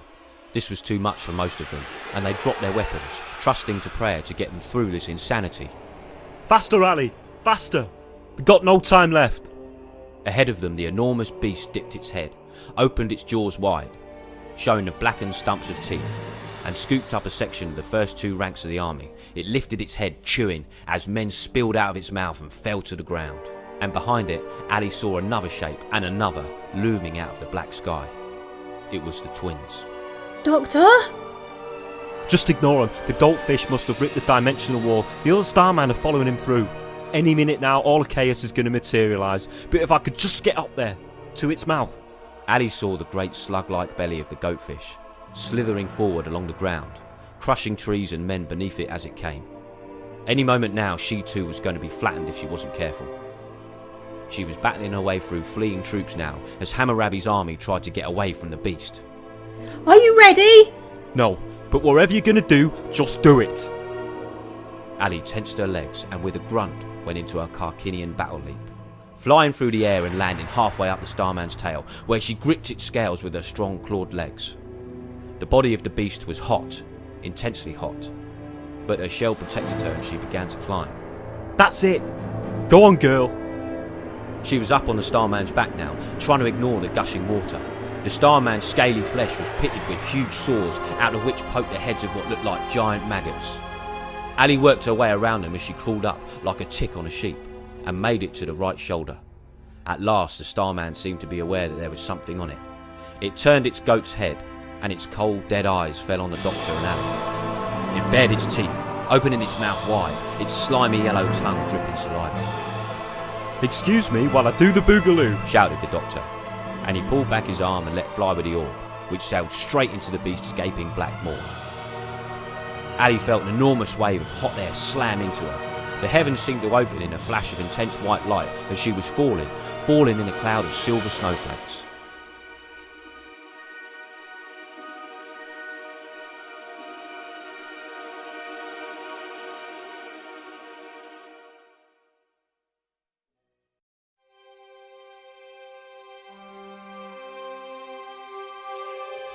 The Doctor lay on his back, staring up at a palm tree. It was very peaceful. He could hear birds singing.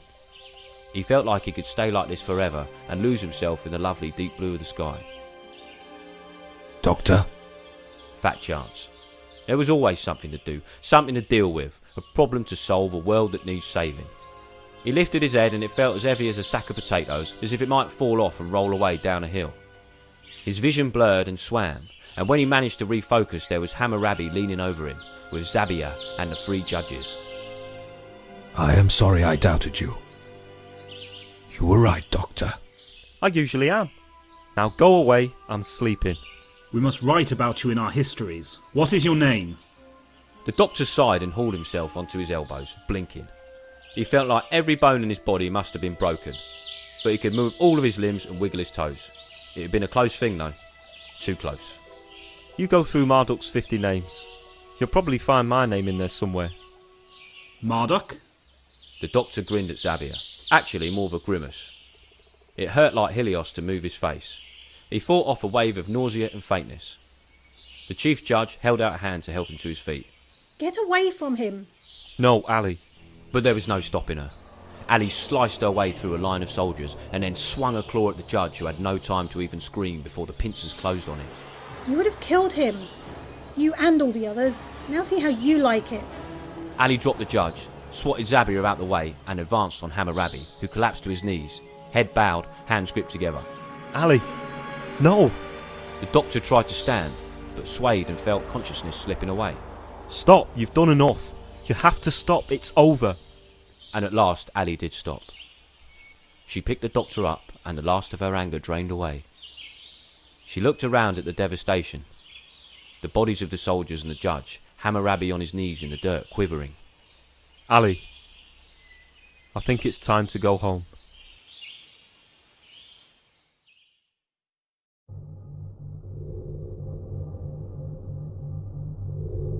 The TARDIS hummed and throbbed like the inside of the Doctor's head. He was still groggy, still in pain, still trying not to be angry with Ali and with himself for giving in to her and bringing her along. I'm sorry, but they deserve their punishment. I should have killed them all. You only did what you thought was right. This is why I usually take humans as my companions. They have humanity. Not all of them, I'll give you that, but the ones I choose do. That's why I was reluctant to take you in the first place. Not for your own safety, but for others. You Carkinians have a scary reputation, particularly the females, and having seen you in action, I can see why. Remember what I told you when we first spoke, Ali. I'm not a warrior unless I have to be. It's not my way. You killed the Starman. I didn't kill him. I simply sent him back to where he can't do any harm. But if I hadn't saved you... I've somehow managed to survive for quite a long time without your help. You ungrateful... I'm sorry. You're right, thanks. You did save me. Without you I'd have to, I don't know, reboot again or something I suppose. And yes, our goldfish friend would probably have eaten the entire planet. So yeah, I will be eternally grateful to you. But your way, Ali, is too risky. I wouldn't ever be able to go anywhere if I was worried you were going to go into a Carkinian war frenzy every time anyone looked at me funny. I can't help it. Exactly, that's my point. You're from Karkinos. I thought maybe you were different. You are special, I'll give you that. And you're nearly as clever as me, but you're also a warrior, and I can't ask you to change that, because that's what you were born to be. And the best place for you right now is back on Karkinos, looking after your family. I gave those humans a fright though, didn't I? They won't forget me in a hurry. They won't ever forget you, Ali. You're a star and you always will be. You'll be their star. They'll name a constellation after you and add you to their zodiac along with the twins and the goldfish. You're my A-star girl.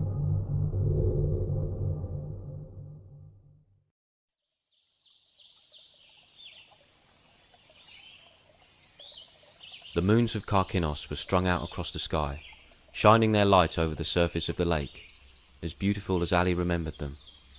She was standing by the waterside, the 8 feeding fingers round her mouth, clutching at the night-scented air, and wafting the smells across her scent filters. The doctor assured her that it was only a short while after they'd left, though to Ali it felt like a lifetime. Nothing had changed.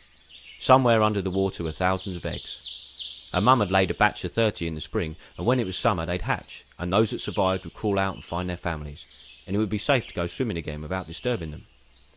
Usually only 3 or 4 a year from each batch survived. Mostly males, but every few years a precious female would make it. Ali thought of her 23 brothers and her one solitary sister waiting for her at home. How had she ever thought she could go off with the doctor and abandon her precious little Gilia? It felt good to be home. A curly Lugeron swooped low over her head, whooping, its wings rattling as it twisted and spiralled into the trees. Well, the doctor was standing in the doorway of the TARDIS. She could tell he was anxious to be gone. This was difficult for him, saying goodbye. Where will you go now? Wherever I'm needed, I suppose. You are so pompous. Yeah, I am, aren't I? There was that mad grin of his, the one she'd grown to love. One man, off to save the universe. Alone again, or...? Alone for now. Ali moved closer to him, her feet sinking into the soft mud. How good it felt, cool and moist and full of life. You know that girl, the one you were telling me about, Rose Tyler? What about her? You should try again, now you're free of the time tag. I gave it my best, Ali. This life wasn't for her. I didn't have you down as a quitter, Doctor. It's too late. Ha! You're a Time Lord! How can anything be too late? I thought time had no meaning in your infinite, immortal, immaterial box of tricks. Too late indeed. You just get back there. Ali. No, listen. Us girls, we might all look different, but we're pretty similar underneath. We like to appear responsible, to do what's expected of us. We're not supposed to be reckless and wild and go running off with dodgy space tramps like you. But give us a nudge and... Ali. No. You go straight back there now and you ask her again. But you've got to offer her more than just... well, you. I mean, you're a Time Lord, but you're not all that. Sell it to her. That's why I need a companion. To keep my feet on the ground and my head out of the clouds. To keep me from myself. It's people like Rose and crustaceans like you, Ali, who keep me going. Who remind me that it's not all over and it's not all about me. My people may have gone, but you have your people. And Hammurabi has his people. And everyone has their own people. And every one of them is precious. Go on then. What are you waiting for? We're done here. Hurry back and don't mess up this time. She sounds very special, your Rose. Oh, she is. I really think she is. Ali raised a claw and touched the doctor on the cheek. His skin felt warm, dry, alien. The doctor looked at the claw and flexed his wrist. A long time ago, in a body far, far away. I had something like that. Though not on that scale. Goodbye. I'll be seeing you. Will you? I'm sure I will. When I need you most. When I need a mighty warrior. And he was right. In a moment, the TARDIS was gone. Its grating call snatched away on the swirling wind of its departure. Ali returned home, and her planet carried on spinning round its sun. One star among countless others. And the stars turned, and the universe grew older, step by infinite step, marching closer to its end. And at last he came back, the hounds of hell on his heels. But that's another story. The doctor double-checked his time readings, his place readings, and his face in the mirror. Practiced a smile, a serious look, a sad face, but settled on a smile, or at least the closest thing to a genuine human smile that he could manage.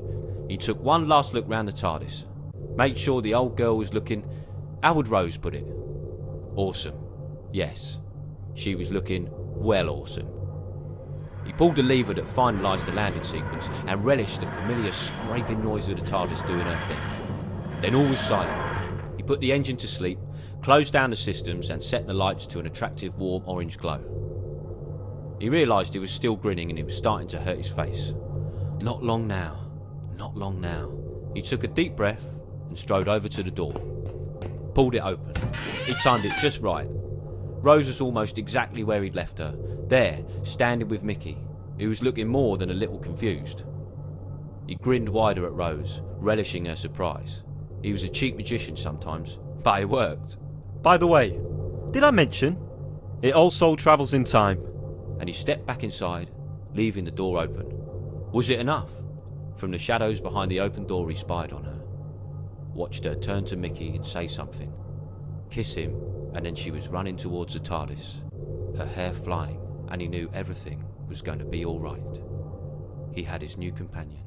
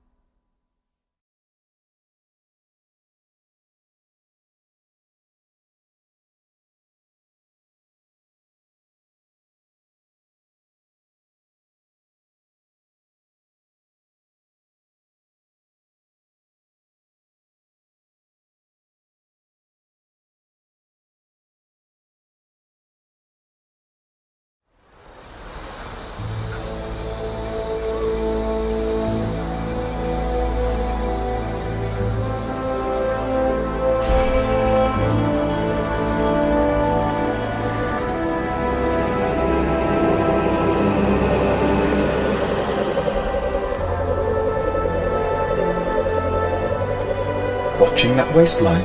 Who's judging you? Dine in style at Fatty Armstrong's. Whoa! Oi, watch it! You should have been looking where you were going. That was your fault. I should sue. Don't give me that. Just move on, will you? I've had an accident that wasn't my fault. Look, I'm working, so if you don't mind... Well, I do mind, since I was nearly flattened by a... What are you? A builder? Structural design programmer, thank you very much. I'm coding this window frame at the moment, see? Right, so a builder. Whatever. A builder who should look behind herself next time she jumps down a ladder. Alright. I'm sorry. Happy? Ecstatic. Cheerio then. Wait, I haven't finished coding that staircase! I think I've sprained something. Hold on. Let me help you up. Sit down here on the bench. Have you finished coding this, or is it all going to fall to pieces as well? Look, I'm trying to help. What are you doing up here anyway? Don't you have some place to be? Not really. I was just taking in the sights. Oh, that explains it. Thought you looked like a tourist. How may I be of service, sir? Hello? Behind you. Now you're leaning on a digital wall. May I offer you directions to the nearest restaurant? Oh, no thanks. Just ignore it. That's their default now. We uploaded the patch after a low got damaged at the Technotica Festival. Walls that talk. You've got walls that talk. Yeah, use them everywhere. Mostly public service announcements, that sort of thing. It's all in the programming. Very clever. So, what brings you to Ventosis then? You got a friend here? Nope, just saw this place shining in the gloom. Thought it was worth a visit. You're not one of those interplanetary tycoons, are you? I hear all about your sort on the streams. No, nothing like that. Just a traveller. Got it in one. Love to travel, me. Can't get enough of it. Got a few stories to tell then. Oh, yeah.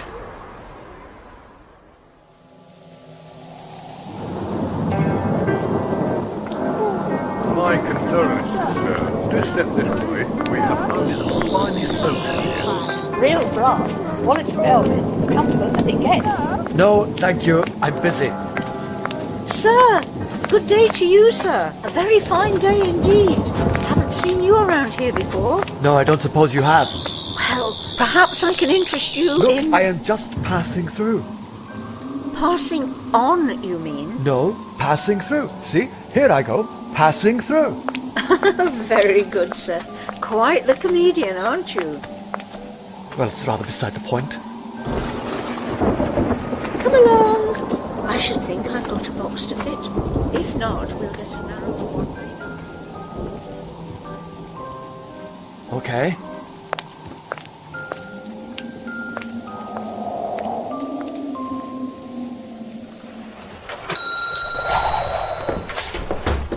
You're an undertaker.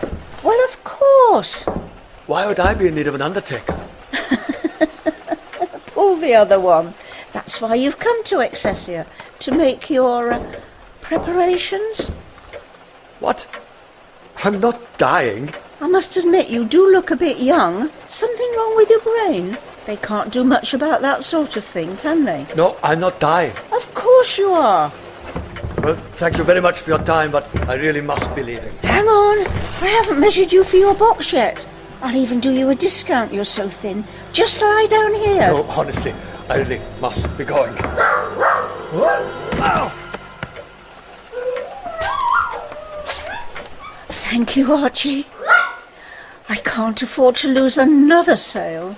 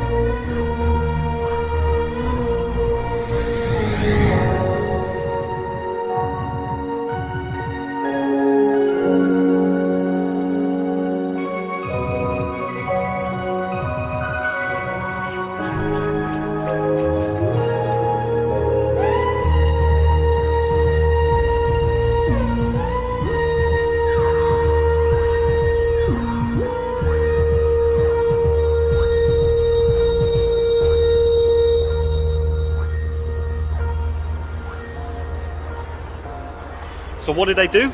Empty the ballast tanks. Oh no. Whoosh! My ship fell straight out, landed upside down in a field. How's your ankle? Yeah, pretty good. Fully recovered. Right, I'll be off then. Look, I'm more or less finished for the day. Perhaps I could, show you around. Perhaps you could. I'm the doctor, by the way. Enceladus. Enceladus? Oh, well, it's a moon of Saturn's. Part of the same system as Earth 1, I think.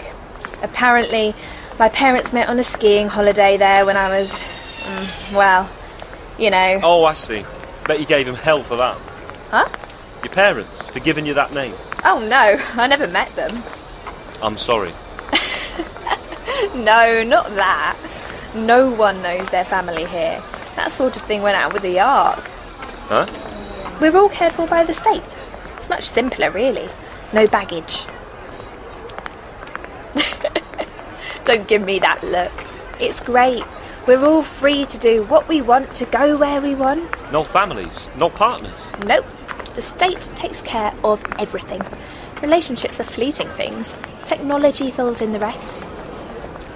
Okay. And what about you, Doctor? Do you have someone to keep you company on your travels? Oh, I've travelled with tons of people.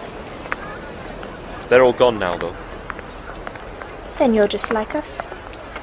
Suppose I am. Anyway, Doctor, just round this bend. There. What do you think of that view? Fantastic. Maglev cryonics, LCO extrapolators. Oh, and it's that weather control. As they say, the Ventosian streets are paved with gold. I don't mean literally, of course. That would be impractical. Amazing, Sally. Enceladus. In fact, too amazing. My name's Enceladus. Sally's better. Right. You shouldn't have this level of tech yet. Not this far from the core. What do you mean?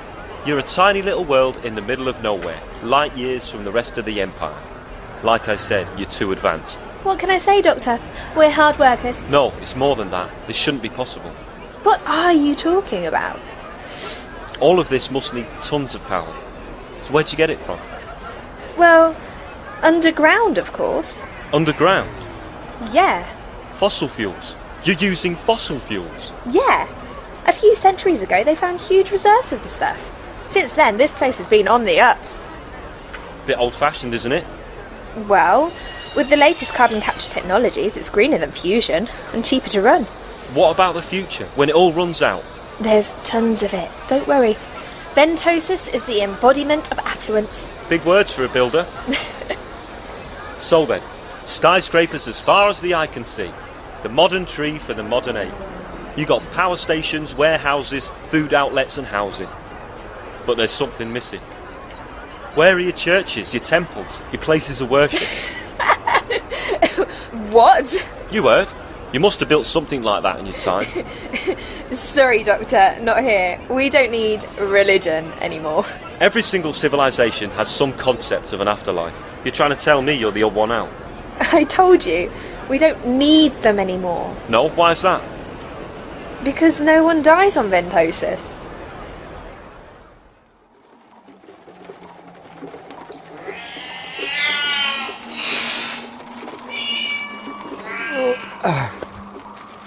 Oh, my head. Not even a penny on you. Where am I? Wait. You knocked me out. You're trying to kill me. I was trying to make my living. It's tough competition round here. What are you talking about? Well, look at you. Well-to-do, a bit lost. I hoped I'd snap you up before someone else did, didn't I? And when you realised I had no money, you threw me out? And what now? You come back to check on me, is that it? No, I'm just emptying the bins. Mind out. This is insane. Why is everyone an undertaker? Look, Excelsior is one big graveyard. That's what people come here for. When they're ready to pass on, we take care of them. That's why you're here, right? No!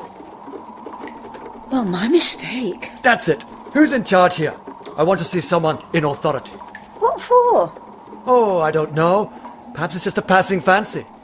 Or perhaps it's because I was very nearly buried alive. You don't half make a fuss. Oh, I suppose. If you're really that bothered, there's our Chamber of Commerce. The cabinet run everything round here. Good. Where can I find them? The cathedral at the end of the road. Okay. But you're wasting your time. You won't get very far with them. Why exercise? You can't die on Ventosus, so come and relax at Flaxen Spa. People don't die, people don't get ill. No, not anymore. They figured it out centuries ago. We all get health chipped as babies. Look. And that little computer chip in your arm stops you from dying. Yep, keeps us healthy. We can't even get the common cold anymore. Our immune system is run by this chip. It's all hardwired in. No, I'm sorry. You can't just live forever. Come on. You're a doctor. You should know how it all works. Exactly. I do know how it all works. And it's not like this. Where are your old people? You still age, right? Yeah, we still age. I'm going to retire to Alnitak Theta. Apparently, you have such a good view of the Orion Nebula at night that people sleep during the day. So everyone leaves. Everyone retires to another world. No one has family ties here. There are some care homes, but I don't think anyone stays. Much better to be off seeing the universe, right? Alnitak Theatre's expensive. I've been. You can afford it. Well, the state offer a very good retirement package. You just have to register with your local care home and they make all the arrangements for you. I told you, Doctor, the state takes care of us. Okay, take me to one of these care homes. Oh, we won't be able to get into one. Not yet. You have to be over 95. What about visiting hours? Huh. I don't know. I've never needed to visit anyone. Some great civilization this is. Everyone for themselves. It's not like that. It's exactly like that. I'm sorry, but I have a bad feeling about this. You need to take me to one of these care homes. Okay, Doctor. But I'm telling you, we won't get in.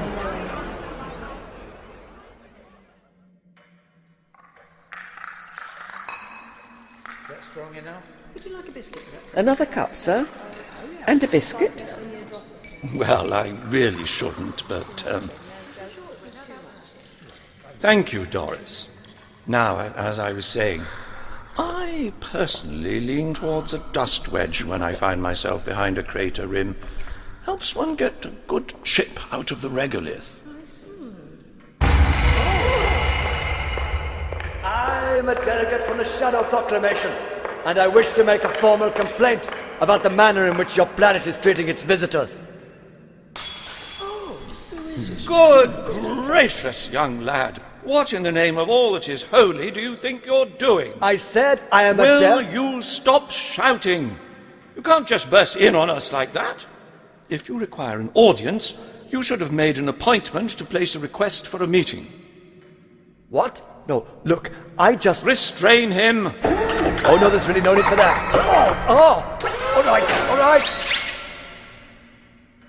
Doris, I require a fresh cup of tea. Would you oblige? Certainly, sir. Now, young delegate, since you are already here, let us hear what you have to say for yourself. Start again. This time without the shouting. Can your guards let go of me? They can, but they won't. Speak quickly, we're very busy people. I see. Well then, your planet, Excelsior, is a burial planet, correct? Correct. The second great and bountiful human empire has need of such planets. Already? Yes. But aren't you quite a long way from the core? How's business out here? Business couldn't be better. Have you not seen the vast eastern cemeteries? You know, I got the impression business was rather slow. Your undertakers out there behaving more like vultures, fighting over the scraps. Burial should be dignified, not the core of, excuse the term, a cutthroat business. But it is a business. And in any successful industry, there is competition. Competition? I was very nearly buried alive, thanks to one of your citizens. And I get the impression she's not the only one that would have tried it had any of the others been given a chance. Who did you say sent you to see us? The Shadow. No, boy. The name. Who from the Shadow Proclamation sent you? The Shadow Architect. How interesting. You see, the Shadow Architect is actually a personal friend of mine. We used to play lunar golf together, you know. Rather odd she never mentioned you were coming. Now, just a moment. Did I say Shadow Proclamation? This man is an imposter. Take him away. Okay. I see I've taken up quite enough of your time.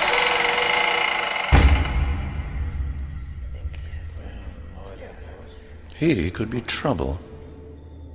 Monitor that man.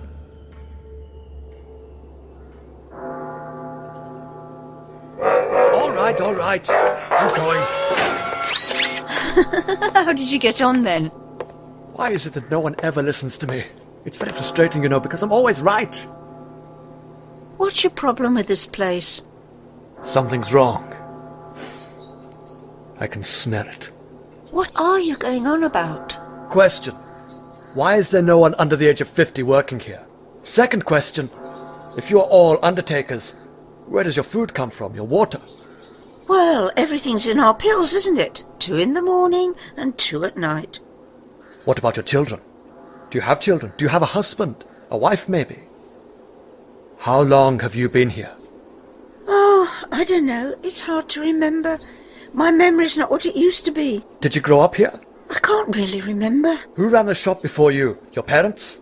Where did the new arrivals come from? You know, I haven't seen a single spaceship since I arrived. This isn't a funeral planet. Do you know what it is? It's an open grave for the leftovers of humanity. Funerals demand dignity. What's going on here is anything but. Look, it's our business. It's just how we make our living. But you're not living. You're dying. You're all here just waiting to die. That isn't how business works. Look at this graveyard. It is utterly full. I'd say you're burying the new coffins on top of the old ones. That's not a funeral service. Where are the mourners? Doesn't anyone come to visit? Look at this poor old James Frederick Burns. Where are his family? Did they attend the ceremony? Wait a moment. This one's the same. That can't be right.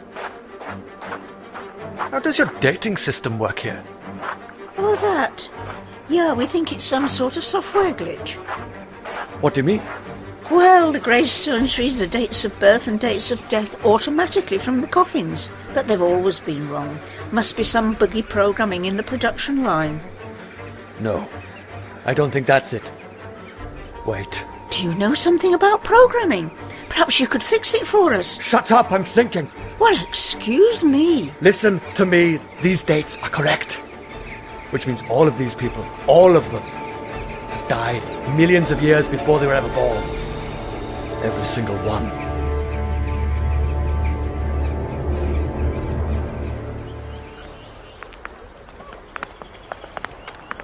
Welcome to the Fossilian Care Home, where your past is our future. We take great care of your memories. Sounds lovely. Let's go in. Watch, Doctor. Thank you for your interest in the Fossilian Care Home. We regret to inform you that visiting hours are now over. So when do they open again? There are no further visiting hours scheduled. We only open our doors to Ventosians over the age of 95. Thank you for visiting the Fossilian Care Home. Right, well I may not be Ventosian, but I'm a little over 95. Let me have a try. Welcome, sir. Please have a seat in the waiting room. We will make arrangements to take care of you as soon as possible. Your past is our future. Here we go.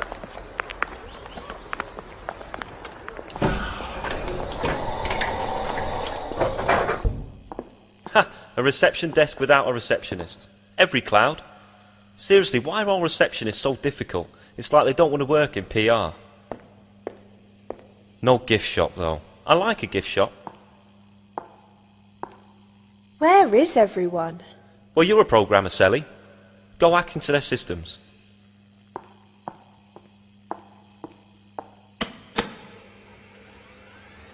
Blimey, what OS is this? Reckon they could do with an update.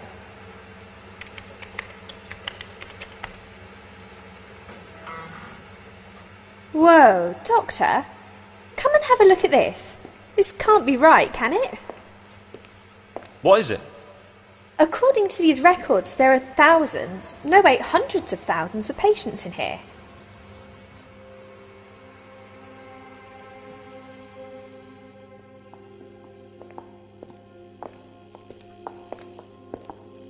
No digital walls in here. It's just empty. Like, it's brand new and unused, but old and outdated at the same time. It's a bit musty in here. That's weird. Look at this, Doctor. This photo's broken. No, it isn't. Yeah, look closely. See? It's all flat. Flat? 2D. Perhaps the holographic unit's failed. I don't think it ever had a holographic unit, Sally. That's what it's supposed to be like. Oh. Who is it? Do you know them? No. Their clothes are pretty old-fashioned, though. More like what you're wearing. Oh, thanks.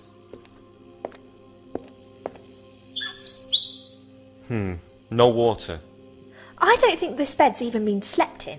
Whoever used this room didn't stay here long. I don't understand. Hand me that shovel, will you? What for? What do you think? Ah, this one looks recent. Nice, soft earth. What do you want to dig him up for? I want to examine his coffin. Well, why didn't you say so? I've got 100 coffins back at my shop. The coffins, you say, provide the data that's displayed on these gravestones. Well, the data on these gravestones doesn't make sense. I told you, it's a software glitch. Oh, I'm not so sure. And I never ignore the details. Oh, that wasn't very deep.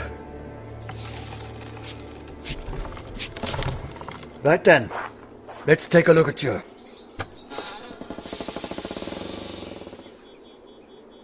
Oh, he doesn't look too bad, does he? Quite handsome, really. He's a corpse. I know. Pity, really.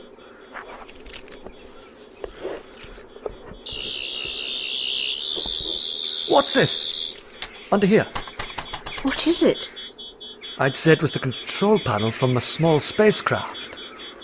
Technology too advanced for a coffin. And a complete waste of money. He wasn't going to use it, was he?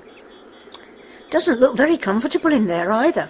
My coffins, on the other hand. Your coffins? Oh, yes, of course. When was the last time you made a sale? Well, I'd have to check my books. You have made a sale? I expect so. It's just it's been rather some time. Oh, business is slow, you mean? That's it. That's what I thought. Then why is it this planet is overflowing with fresh burials? If no one's busy, how can every plot be occupied?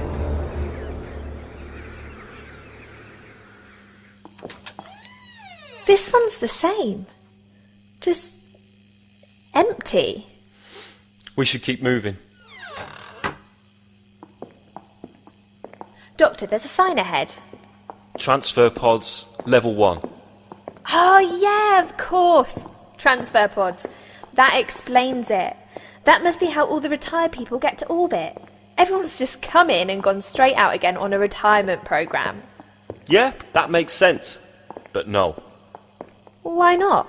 Humans, you always ignore the details. No receptionists, remember? No visiting hours. Something's definitely wrong here. I was just saying. Well, don't just say. Think it through first. I see why you're single.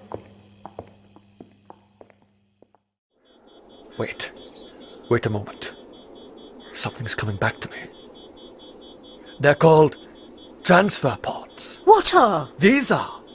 These aren't coffins. Well, they are coffins now, but they are also transfer pods. What do you mean? Who buried these coffins? Sorry, pods. I don't know. Did you? No. Did you see anyone bury them? No.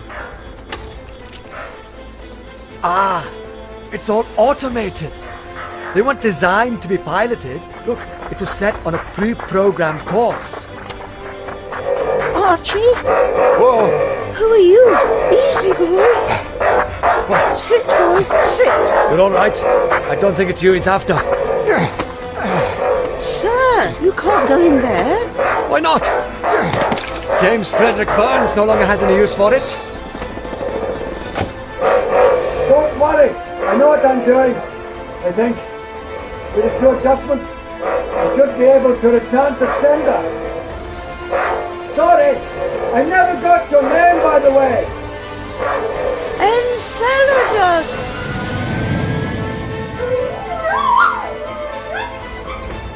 Though I can't for the life of me remember where it comes from.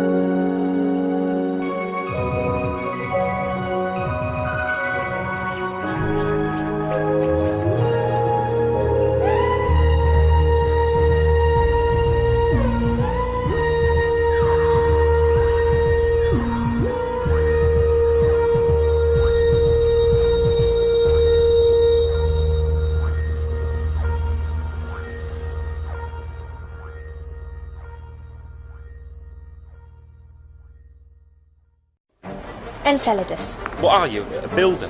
Structural design programmer, thank you very much. Walls that talk. You've got walls that talk. Why exercise? You can't die on Ventosus. People don't die, people don't get ill. No, we all get health chipped as babies. Welcome to the Fossilian Care Home. Where is everyone? You're an undertaker. Well, of course. Your planet, Excelsior, is a burial planet, correct? The second great and bountiful human empire has need of such planets. How does your dating system work here? Yeah, we think it's some sort of software glitch. These aren't coffins. Well, they are coffins now, but they are also transfer pods. Transfer pods. That explains it. That must be how all the retired people get to orbit. Sorry, I never got your name, by the way. Enceladus!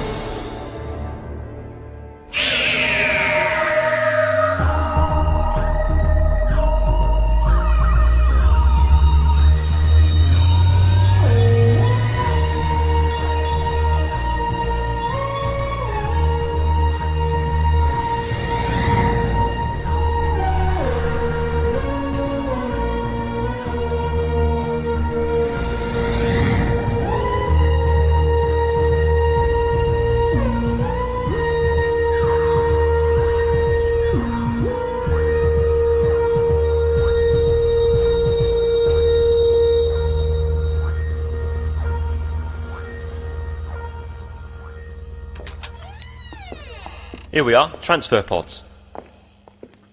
Blimey. There's loads of them. What's this bit of kit? Welcome to the Fossilian Care Home, where your past is our future. Yeah, we know all that. Who are you? I am Kara 57 and I will be responsible for taking care of you. Will you now? Well, that's very kind, but first I need to talk to someone in charge. Kara 5 is the Fossilian's most senior carer. Carer 5. What happened to the other 4? Carers 1 through 4 were deactivated after their power links began to fail. Deactivated. By who? Carer 5, Who's Carer 5? the Fossilian Care Home's most senior carer. I am Carer 57 and I will take care of you. Like hell you will. This is getting us nowhere. I haven't seen one of those since I was a kid. Even then, they were pretty retro. Why are they using them here? Surely they've got the money for better equipment. It's the same wherever you go in this universe, Sally. No one cares about the old. Not worth the time or the money. But, Doctor, these are transfer pods, aren't they? I was right. The carers here arrange a retirement package, then whoosh, off you go in one of these. Yeah. Just not to Alnitak Theta.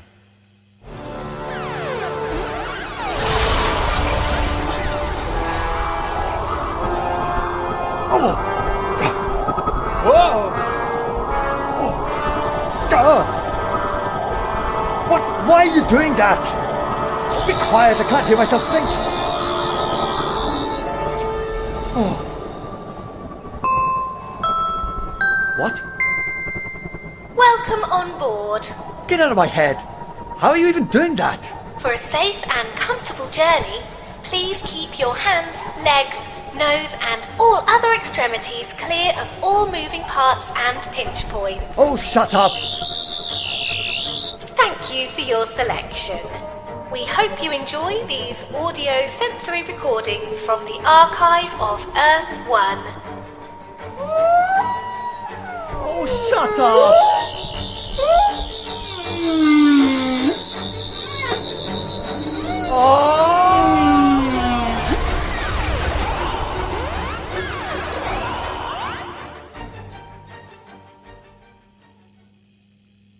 Let's see.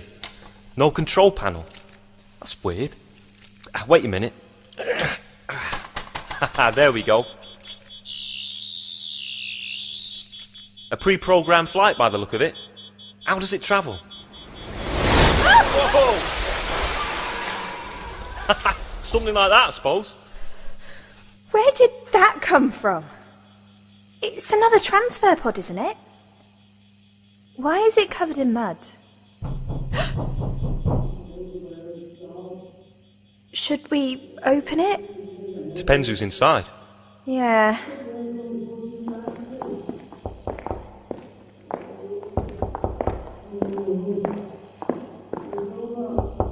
Go on then, open it up. Why me? You're nearest.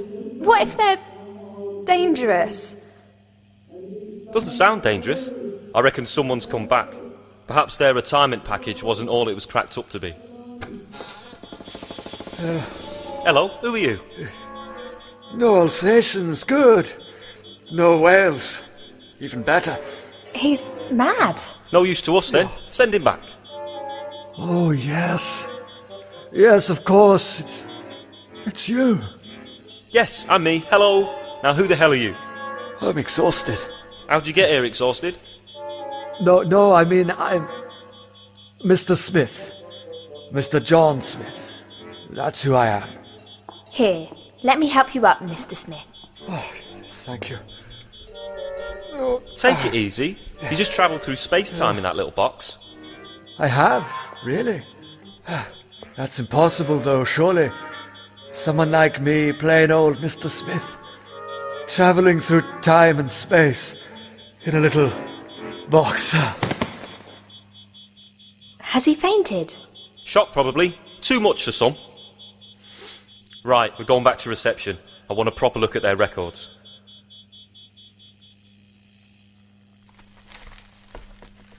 Paper. Actual paper. Look at it all. This stuff hasn't been used for centuries. I've seen it in the VR experiences of museums.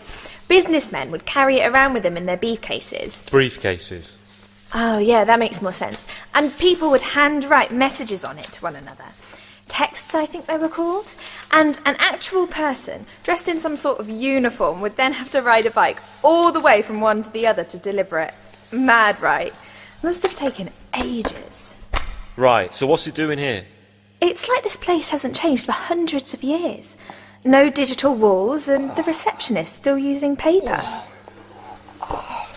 Oop. Ah, there you are, Johnny boy. Do you have a nice lie down? Oh, no, my name's John. I'm the doctor, and this is Sally. John Smith, wasn't it? That's right. Do you know, I think this is the first time I've ever met a John Smith. Okay. Because you never really meet an actual John Smith, do you? I don't know what to tell you. How about you tell us where you've come from? A magician's convention by the look of that coat. Oh, yes, very funny. Good one. No, I was on a planet of the dead and the dying. You're not old though, Johnny boy. What were you doing there? Oh, I was just passing through. A pit stop, as it were, sort of hoping to refuel, actually. Well, that's brilliant. You can help us figure out what's going on then. Oh, dear. I am Gara 5. I run this establishment. My primary task is to take care of you. I must take care of you. Why do I have the sneaking suspicion he means that in the mafia way? Doctor, what about your pen? There's too many. Run! Behind you! Run!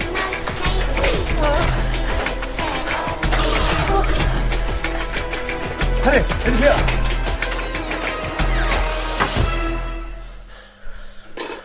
What's your plan then, Johnny boy? We hide away in a cupboard? Take that mop out of my face! Hey, you two.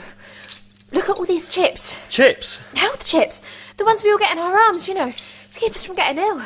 There are hundreds, thousands of them. A stockpile? Why would someone be collecting health chips? Got it. Johnny boy, everyone on your world was dead or dying, right? Yes. And no one dies here, but they still age. Exactly. So when the residents of Ventosis are old and tired, they go to care homes. But instead of retiring, they have their health chips cut out and they get shipped off to another world, Johnny boy's world, so they can die there instead. Why? Why do they need to die? Why not cut them off to another world with their health chips intact? The eternal retirement you were promised? Well done. Good question, Sally. Oh. I must take care of you. You didn't have to do that. She is sedated. We will take care of her. Let her go if you hurt her. Neither of you are Ventosian. You do not have permission to be in here. My colleagues will escort you off the premises. Hold on. She's my friend. You will leave now. Now is not the time, Doctor. I haven't finished with you.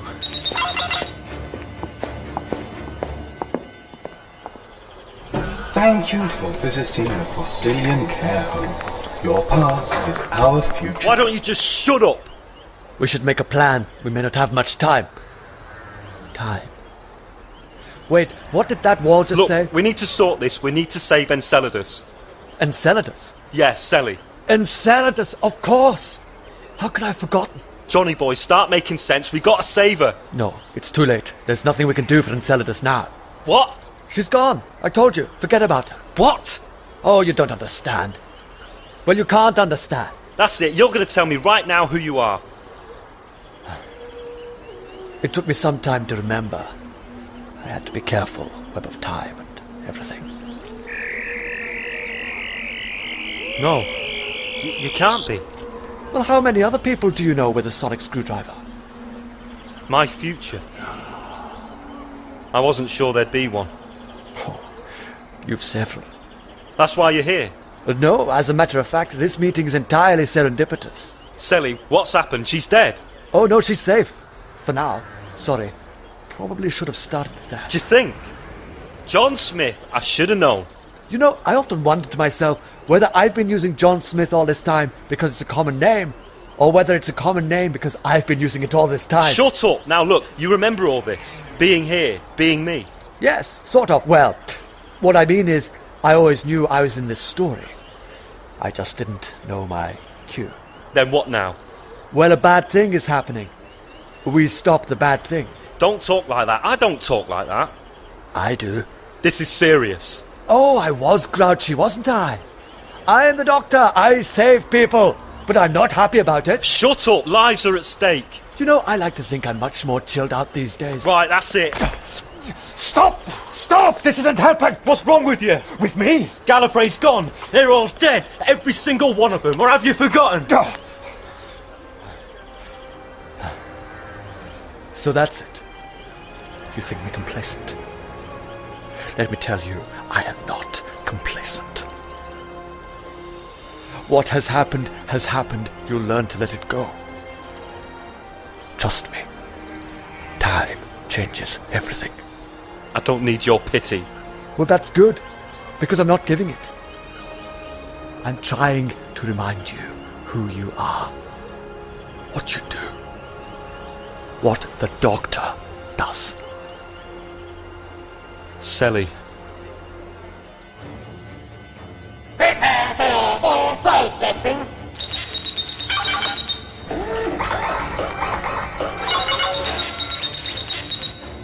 Status report. Health chip removed. Relocation. 2 transfer pods initiated. Now then, we need to destroy these care homes. Wait, no, I need to get back inside. Which is it? Both, I think. Can't quite remember. Fat lot of help you are. Well, I haven't heard any genius suggestions from you yet. Where's your TARDIS? Ah. The penny drops. We can't close this place down till you're back where you came from. Okay, new plan. You help me sneak back inside, I find myself a transfer pod. Then, from the other end, I remotely shut down every care home on this planet. It's the only possible solution. Who told you that? I did, just now. And the care bots? Well, they must have a weak point. Is anyone in charge of the robots? Care bots. No, the place is on auto. Has been for centuries. The care bots must be running from a main supply then.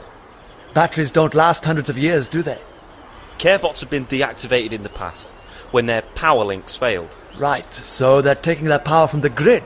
Like bumper cars. Like bumper cars! Earth did come up with some remarkable inventions. Haven't been there in years. So, insulation. Hold on. Haven't we seen this somewhere before? quite probably it's a finite universe. Right, we need something between them and the floor. Something that'll take out a whole army.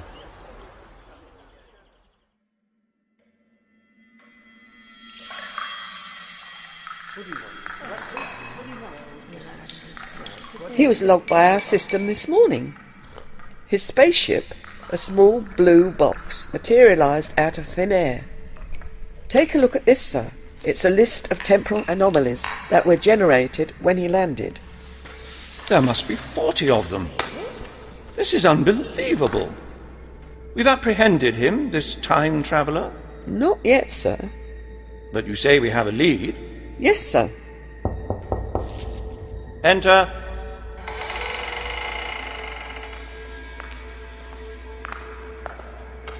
Welcome, girl. I am sorry, sir. I didn't know. I thought he was just a customer, you see. From now on, you work for us. Is that clear? This man is dangerous. He's a threat to our way of life, to the prosperity of our people. He cannot be allowed to interfere. Where is he now? He's gone, sir. Gone? He left in a coffin. Really? He did? How? I don't know, sir. He sort of climbed in and it disappeared. Then he's dead already. Perhaps. But he is not from this world. If he comes back, when he comes back, we will be ready for him.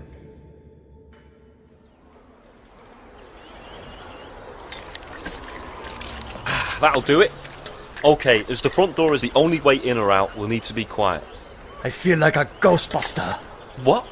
With this tank on my back. Some robots are gonna get slimed. Care bots, I keep telling you, and it's generator oil you've got in there. Oh, buzzkill. Use it sparingly. Just a quick spray under the wheels. That'll do the job. Oi! Right, give it I'm here. sorry, that was an accident. I promise I'll behave. Come on.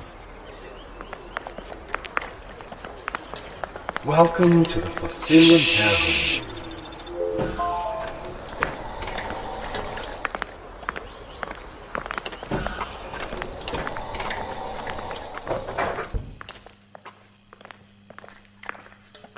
Where are they all? I think they have a sort of standby mode. So, when were you last on Earth? You don't remember? Long time ago, sorry. 1883, Krakatoa. Oh, yes.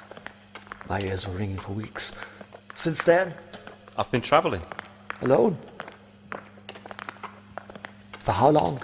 A while. Must be getting lonely. You know, I always liked the beginning of the 21st century. What are you doing? Making conversation. I've been told I should practice my social skills. Well, don't. You're making me nauseous. There was a girl, if I remember rightly. Rose. You remember Rose? How could I forget her? She saved my life. We all need someone. She needed her family. What are you doing back in here? It worked! Run!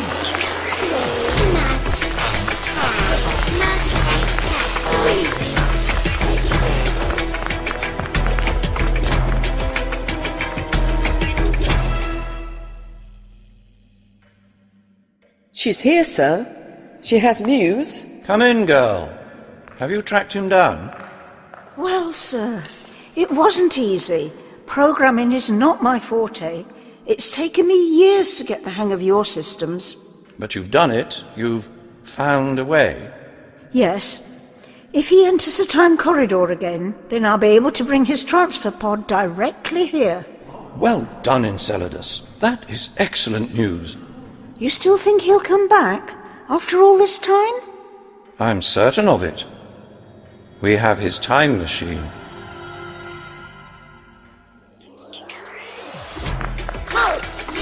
Quick, hurry up! Stop dawdling! Down here, quick! Get in! Oh, finally. We made it. You better give me that. Yes. I imagine you'll need it to get back out of here. So, this is it then. A fond farewell. Exactly how are you going to disable all this from the other end? I don't know yet. You said you had a plan. Yes, I had a plan. That was it. Get inside, disable the care bots, and steal another transfer pod. That's not a plan, that's half a plan. All you do is criticize. Oh yeah, can you blame me? Then what do you suggest? I come with you. Out of the question. Sally was my friend, I owe it to her. You and I both know how dangerous that would be. We can't risk changing established events. It's my future. Yes, but it's my past. The events that would unfold would create a paradox that would suck this world inside out. Where would that leave us? And what if you fail? What if there's nothing you could do to shut these places down? I'm not hanging around here waiting for some magician to save the day. Will you shut up about the coat? Listen, I'll access the mainframe of this place, shut it down that way. We attack the problem from both ends. But unless the care homes are all linked, you'll have to shut each one down individually. Maybe, but I ain't gonna sit here doing nothing. Okay. Well then, good luck, Doctor. Bye! Don't hurry back now, will you? Oh, hold on a moment. I nearly forgot. Oh, which pocket is it in? Ah. A video cassette. Call it a parting gift. You shouldn't have. I know, but I always liked getting presents. Play it from the TARDIS console once I'm gone. Right. See ya! Go! Go, I can handle this! Yes, you're right. Farewell then, Doctor.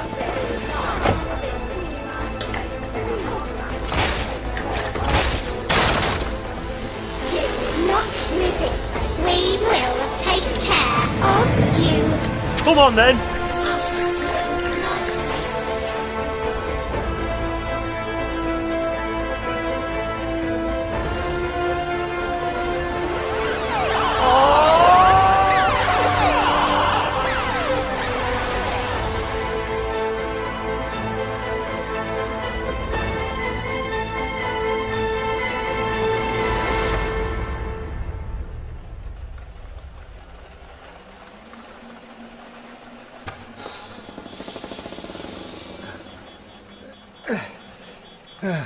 They said you'd be back. Enceladus. I'm so sorry. For what? Sally. Don't you remember? Unventosus. Never heard of it. No, sir, we met here on Excelsior. What's happened to you? You can stop this blathering. I'm under strict orders to report your arrival to the cabinet. Oh, good. Good. I want to see them, in fact. Oh, You're not going anywhere. Not in that state. Guards! No guards. Thank you, we don't need your help today. Wake the cabinet. Tell them he has returned. Wake them. How long have I been gone? Are they not still having tea? That was 5 years ago. 5 years? The time corridor instability. You must have arrived at one extreme of the oscillations, and I the other. What are you talking about? Sally, it's important you think very carefully. How far back can you remember? I don't know. Everything's kind of fuzzy these days. When did you become an undertaker? I work for the cabinet now. Yes, but before that, when did you start working in your shop? Oh, 10 years ago, maybe? Only 10? But you're easily 50 or 60 years older. Older than what? I don't understand. To be honest, I think I'm only just beginning to understand it all myself. Please, help me up. I can't. I was told not to help you. The cabinet will be here any moment. You can plead your case to them.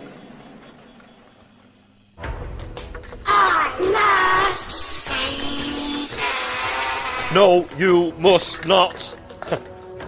Now, what's in here? Fantastic. Just what I was after.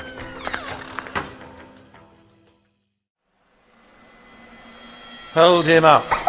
I wish to interrogate this man. And thank you, Enceladus. You may go now. No. No, she stays. I won't answer a single question unless she stays. Very well. Now then. On your last visit, you got yourself thrown out for impersonating a delegate of the Shadow Proclamation, didn't you? Tell me, who are you this time? I am the Doctor. And you will listen to me. Yes, that would have been impressive had you been able to stand by yourself. An effect of the time corridor, I'm afraid. It is a very wearing experience.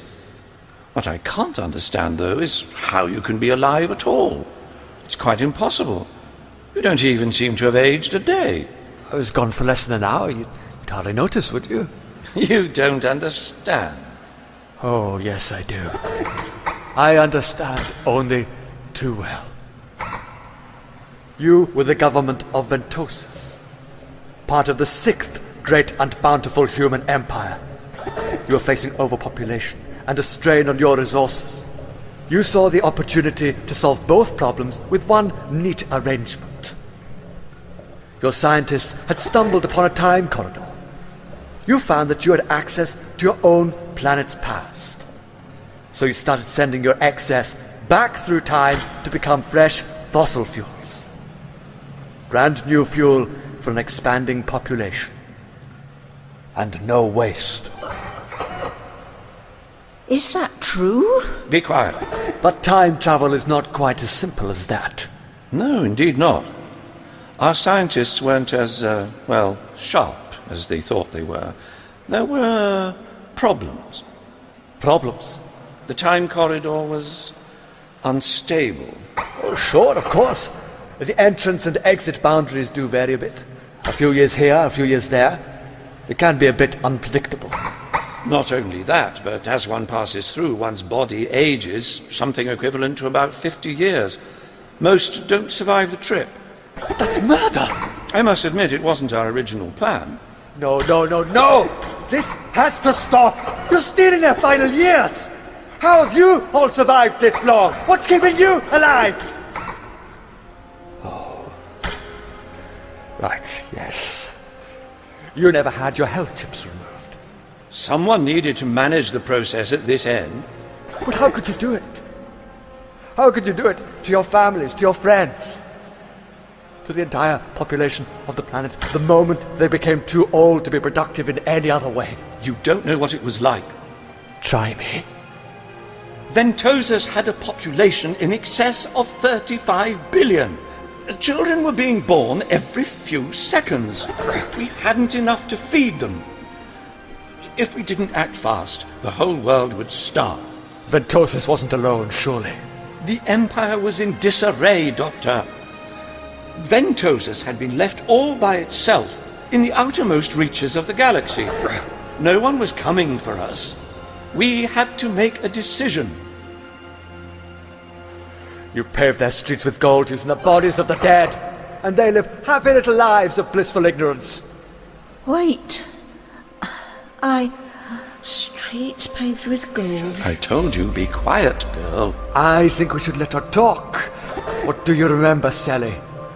Sally, yes, there was another world. I said be quiet. You're a lovely girl, Enceladus, but you must remember your place. You work for us. Now, wait outside. Yes, sir. I'm sorry, sir. No, wait! Let go of me! Sally! No, it's okay. He's quite right. I should go. I'm a nobody, an unknown, a John Smith.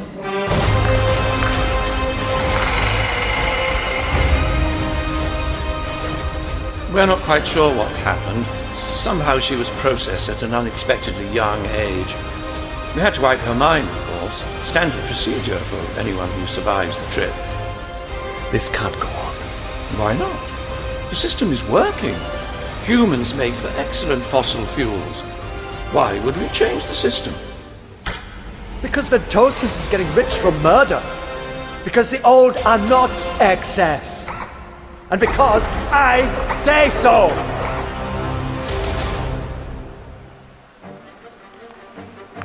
The doctor. Yes. Ventosas.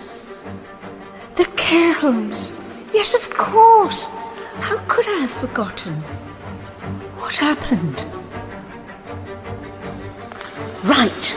Let's see what a structural design programmer can do with this.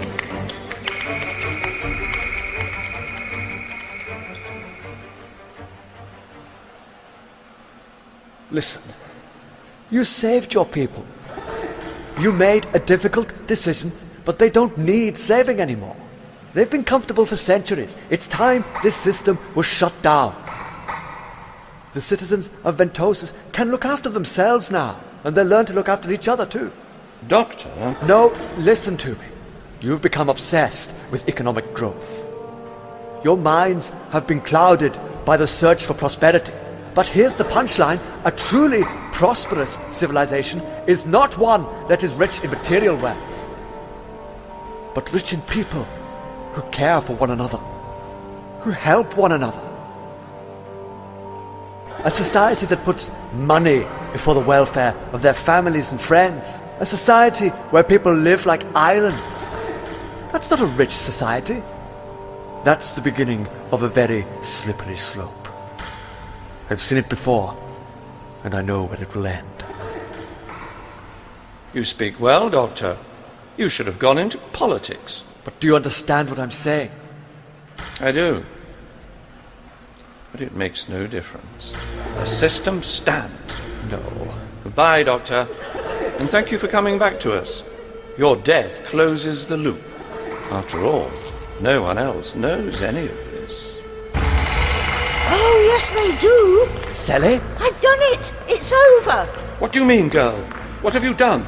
Soon every transfer pod within 10 miles of here will go back to Facilian. Think of it. Thousands of them. Millions, maybe. All arriving back at the same time. Yes! The ultimate return to sender. There won't be room for them all. The care home will explode. I'd say that was game over, Your Honor. And unless you want to fall into the enormous hole in the ground that will inevitably open up here at any moment, I would suggest you run. You, guard! Leave him! Leave that man! Break open this window! We need to get out of here! That's so much better. Come on, Sally, this way. No, there's no time. Down here, they've got your spaceship in the crypt.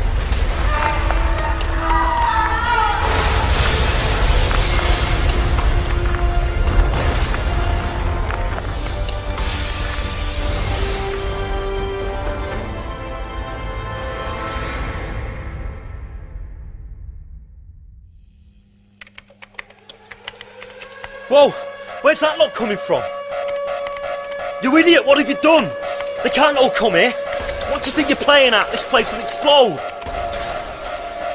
Oh, right, I see. Hold on.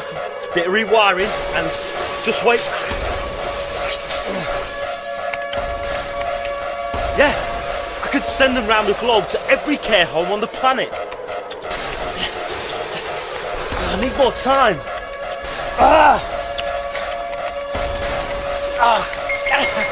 Fantastic! Okay, better not hang around.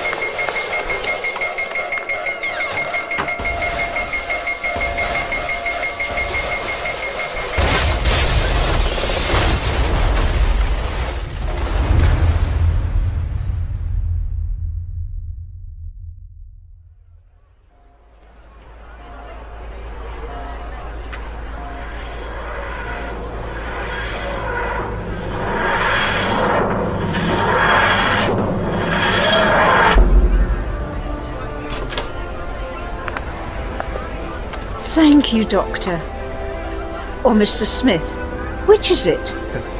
You know, I'm not always sure myself. Oh, it's good to be back after all this time. Come on out then, walk with me. Oh, I'm sorry I can't stay. I can't cross my own time stream again. My previous self may still be wandering these streets somewhere. I mustn't step out of the TARDIS. Just in case. Pity. Besides, with the time corridor gone, there's no longer any Artron energy for my TARDIS to absorb. She's not fully fueled, but it'll do for now. That might have made sense to me back in my younger years. I was quite technically minded back then, I think. I'm quite sure you were. Now, enjoy being back on Ventosus. And look after yourself, Enceladus.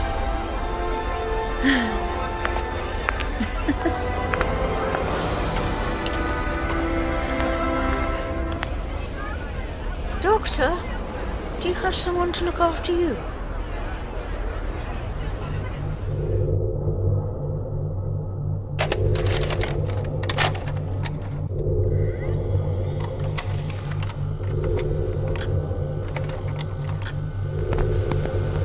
You have to push the button.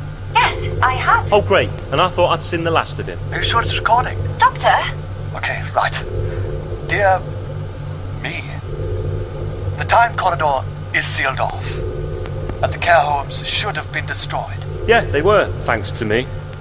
Regarding Rose Tyler, well, there's no time like the present, is there, Doctor?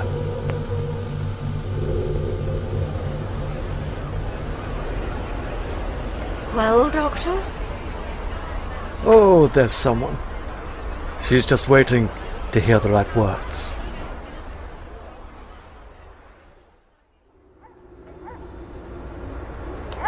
Come on, let's go. Come on. Come on.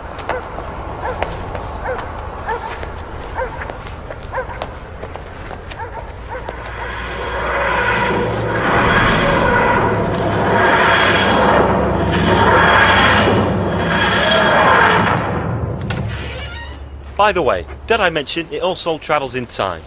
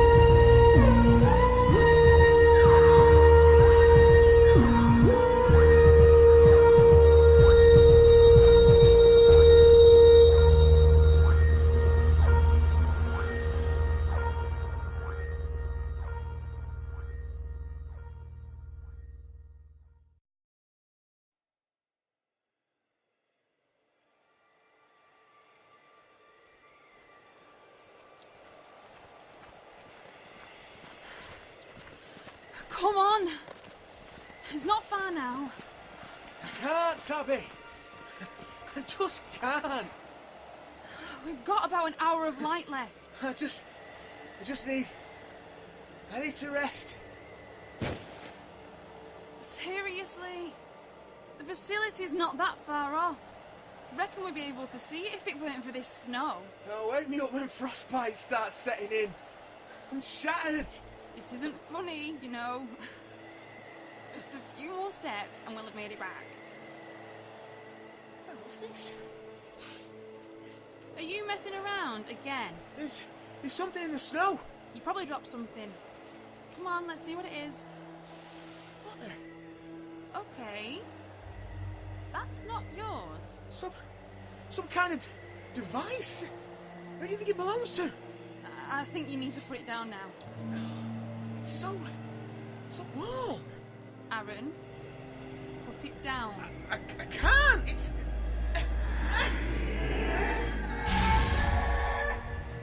Aaron? Aaron! Oh God! He's dead! He's dead!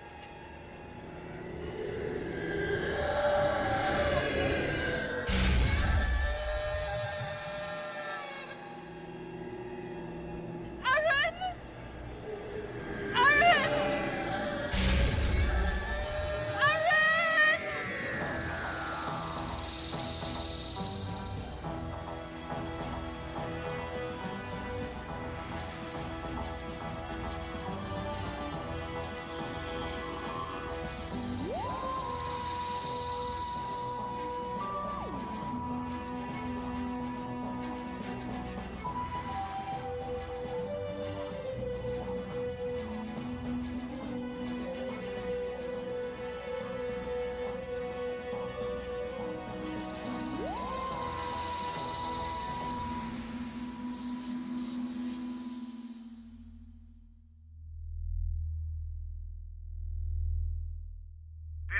top-secret, secure facility. The rights demanded for every galactic citizen by the Shadow Proclamation do not apply.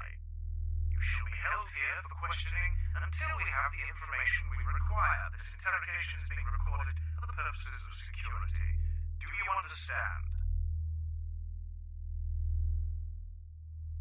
Do you understand? Yeah, State your name. you know my name. For the recorder. Why don't you tell the recorder? You know. Your life could be made very difficult, Doctor. There you go, that's me. Hello. We do not think you understand the gravity of this situation, Doctor. No, I don't think you understand. The human race is in danger, and you figured the best thing to do is to lock me up. It's for the safety of everyone. Typical humans. You see something you don't understand, you have to lock it away in a little room so you can go home and watch telly and feel safe. Well, guess what? You're not safe. Not until you let me go. Please. What makes you think we're human? If you're not human, then what are you? We're not at liberty to say. You sound human. That narrows it down to a few million species within range of this planet. We're the ones asking the questions, Doctor. Perhaps you could enlighten us as to your species. It's not important. And when did you find the immortalizer? Do you know what that is? What that thing's capable of? Tell us how you found it.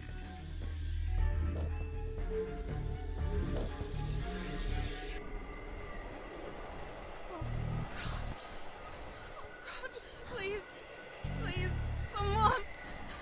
Anyone! Help! An outpost. Please, please, you have to help! Please! He's dying! I need a medic, I need a doctor! What do you say? Aaron, he needs a doctor, he's dying. Take me to him.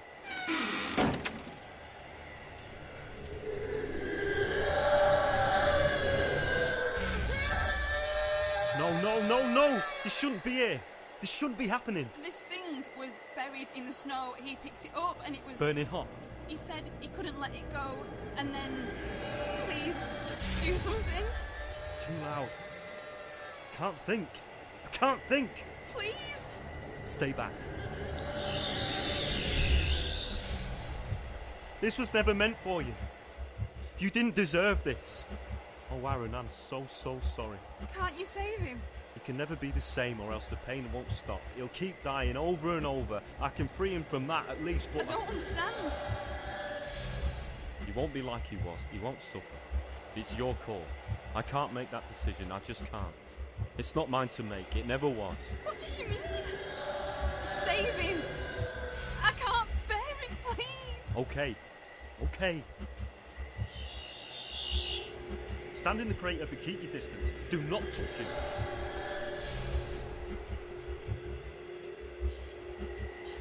Oh God, Aaron, this is all my fault. I'm sorry.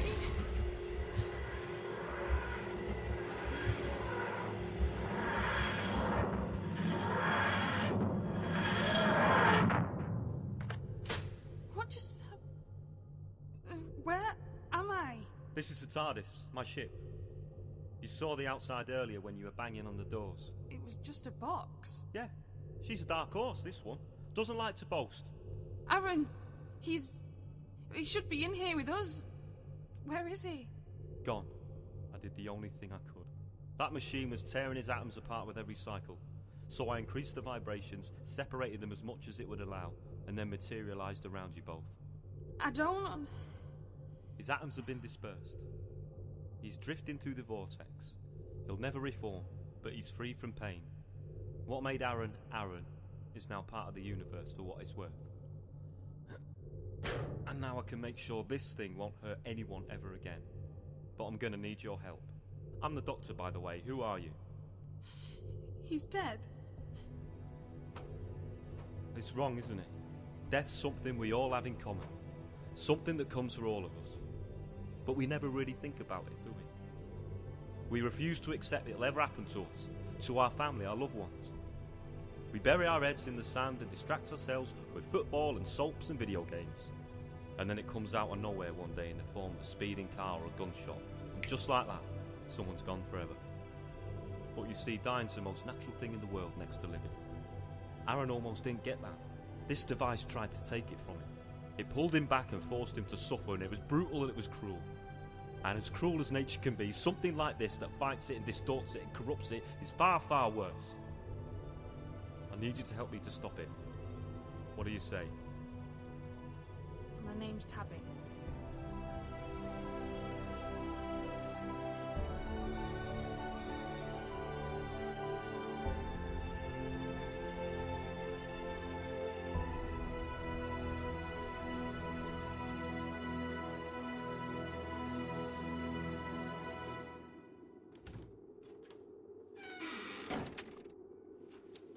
I made you a cuppa.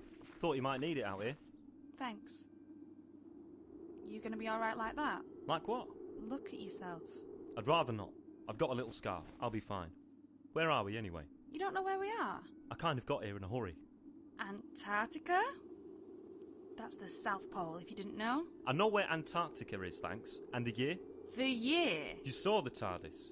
Inconspicuous box with hidden mystical depths. It's not too much of a stretch to suggest it travels in space and time as well, is it? Time? Right, but... Are you from the future then? Another world. You're... an alien? Yeah, I'm one of the nice ones though, don't worry. What time are we in? Judging by your gear, possibly late 20th century? Early 21st? Yeah, it's present day. Yeah, okay, yeah, present day relative to... Oh, right, yeah, sorry. It's the 1st of February 2005. 2005?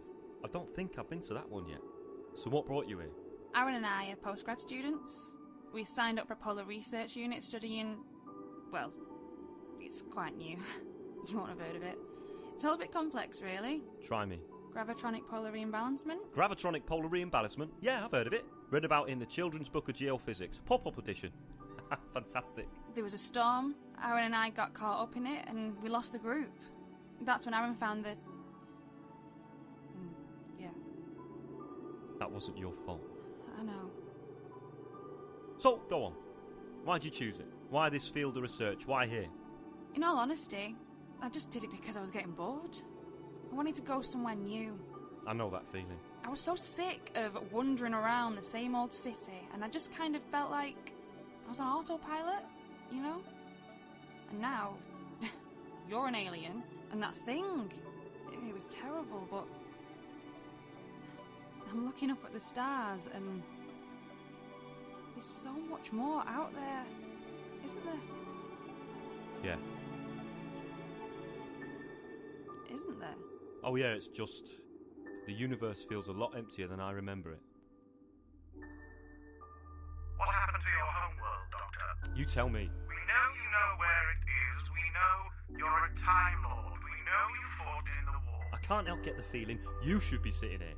You seem to have all the answers. Do we really need to torture you, Doctor? Torture me? You're too scared to sit in the same room as me. We have reason to fear your people. Don't tell us it's unwarranted. And who are your people? Where are the Time Lords? Why are you so interested? What happened to the Dark? What do you want? Where is Gallifrey? I burnt it. I burnt it all. 10 million Dalek ships on fire and my people with it. It was me. All me. I did it.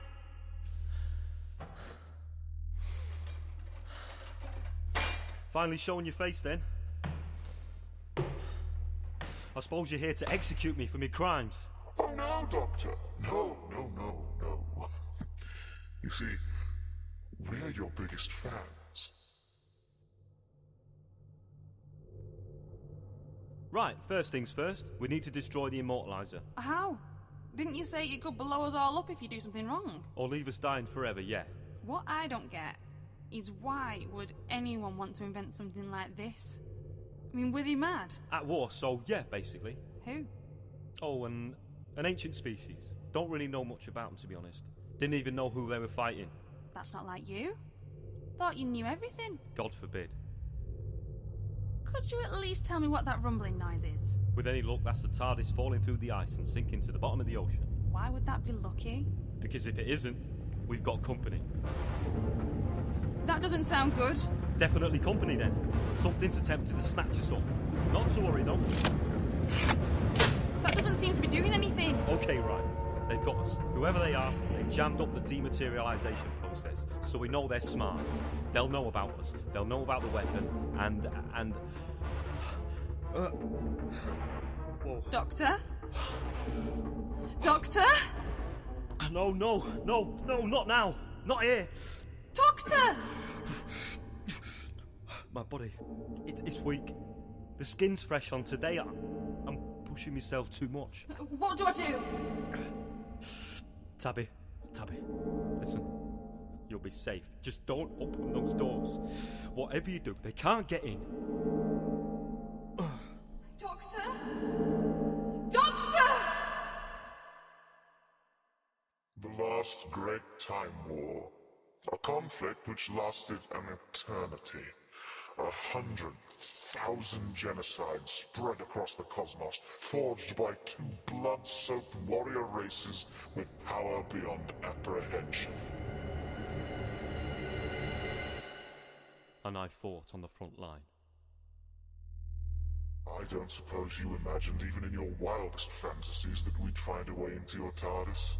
We simply found the weakest link in the chain, Doctor. The human. Doctor! Doctor, come on! Wake up, you stupid... We do not have the means to enter your ship, stranger, but we can speak to you. Come on, one of these must get us out of here. It's just a native in there now, isn't it? Native? The other one's unconscious, but our instruments can detect everything you're saying. I can hear you in there. You can? That's right. I hear you. Oh God. Don't worry. I want you to be calm. I simply wish for us to talk. Is that acceptable? I'm not opening those doors. I'm not expecting you to. We are strangers, after all. We can just talk over this intercom for now. You can come out when you're ready. Am I being fair? Yeah. Okay. Good. The other one with you, is he well? I don't know. He's collapsed. He said something about fresh skin. I've only just met him, really. Fresh skin? Could it be? Could it be what? I think you should let us in, native. It sounds like your associate is in dire need of medical attention. I think I should wait until the doctor's awake. The doctor? Yeah, that's his name. And I'm Tabby. What's your name? My... name? Don't you have names? We do not. Oh, okay. How about your... species, then? What's it called? You won't have heard us. So, you're not giving me any names, but you're still expecting me to trust you? Oh, we're not expecting you to trust us, no. We're expecting you to let us in. What the hell are you talking about? All we ask is that you look at this logically. We know the pilot is unconscious. We know you have the weapon, and we know you've seen what it can do. You know we want the weapon. You know that we'll be able to operate it. You know we're far more advanced a race than anything you have ever encountered. Except for the doctor. One man. Another stranger to you, incidentally. And yet you trust him. I trust him more than you. Like I said, Tabby, we do not have the means to enter your ship, but we do have the means to destroy it. And when we do, the weapon shall be ours anyway. That device would withstand the explosion and you would perish in. You would die for nothing. But if that's not enough of an incentive for you, consider this. The world below us is the only planet in existence upon which your species treads. If you resist us, if you not open these doors, we shall be testing the immortalizer on everyone you have ever known. The human race shall live forever and die forever, and it shall be your doing. If you open these doors now, you have my word and the word of my people that they shall not be harmed. We shall move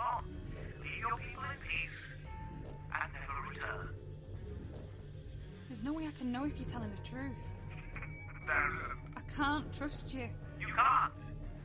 But there is a chance. There is hope. If you open those doors.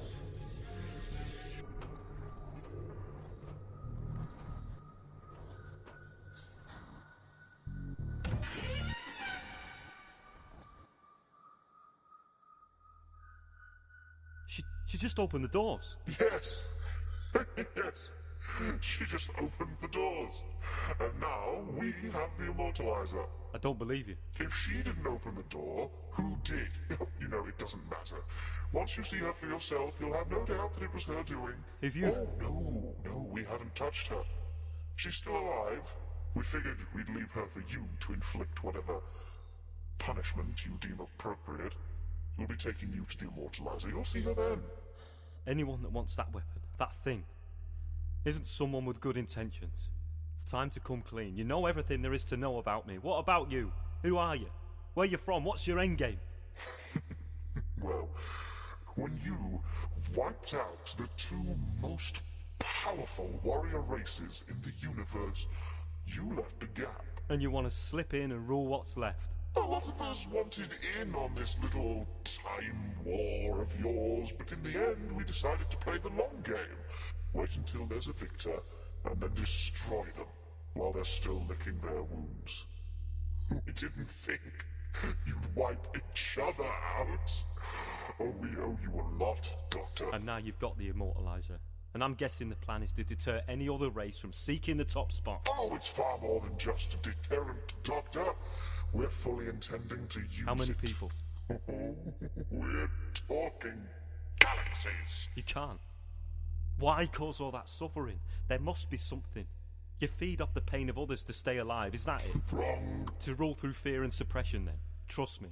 I've seen people try that on the planet below on a smaller scale, and it never ends well for them. Wrong again. We're not interested in obedience or rebellions. Then why? Because we really, really like it. You're monsters. All of you, you're monsters.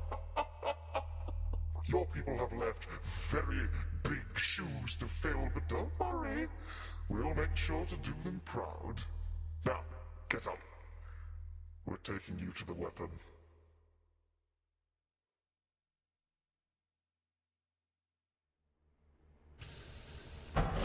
Sire, the prisoner. He's with me, soldier. Yes, sire.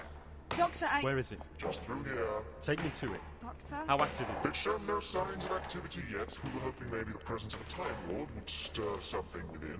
You were the creators, after all. I have nothing to do with it. Doctor, why are you ignoring me? You don't speak to me, Tabby. You don't even look at me. Do you have any idea what you've done?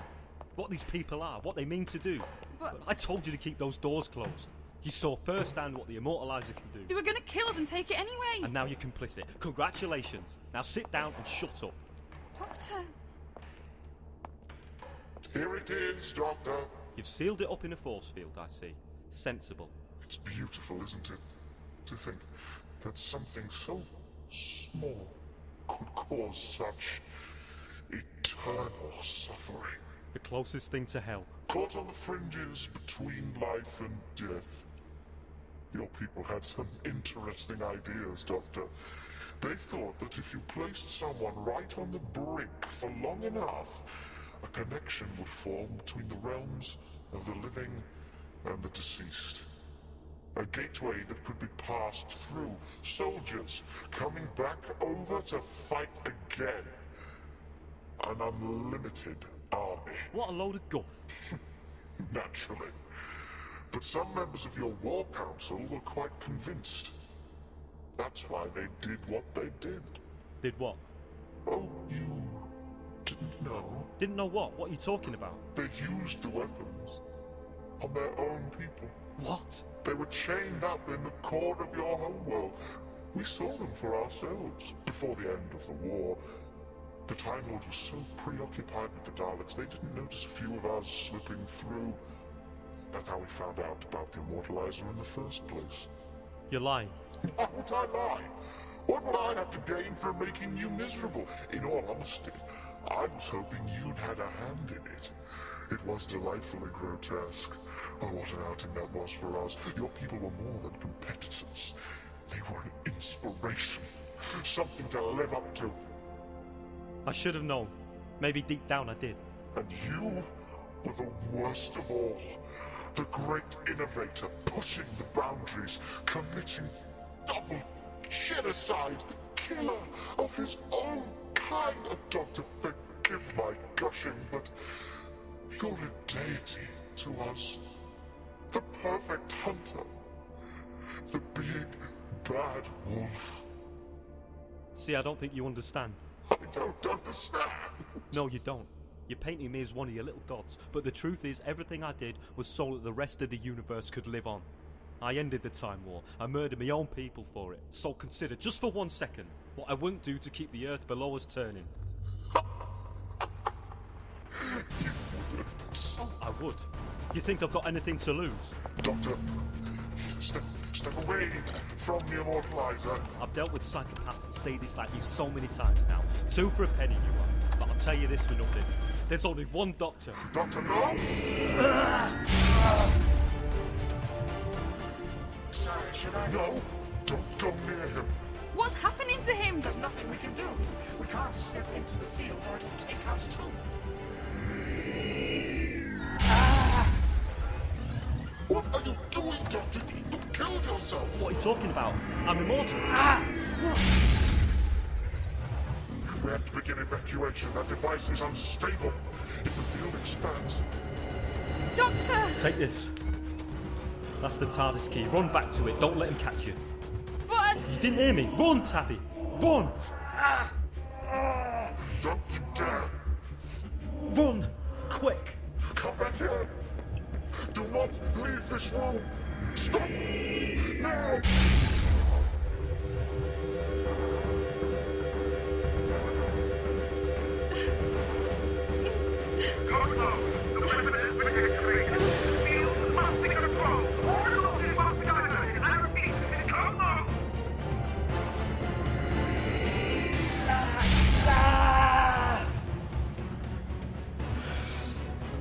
She got away then? She won't get far. We'll catch her and we'll snap her in half. She knows where the TARDIS is, and you've got bigger things to worry about. What are you doing with the device? Figured I'd have a play. I mean, what's the worst that could happen now, eh?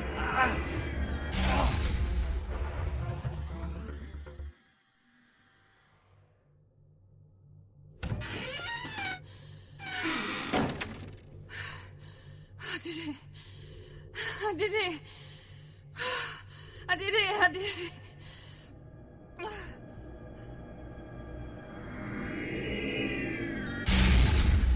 I know the immortalizer could take us all with it, but I must admit your death and rebirth. It's the best entertainment I've had for centuries. Story of my life, that. Enjoy it while you can. It's almost over. You're right, but that's the beauty of it. Once it's over, it starts again. A perverse circle of life and death. Don't worry, I know what I'm doing.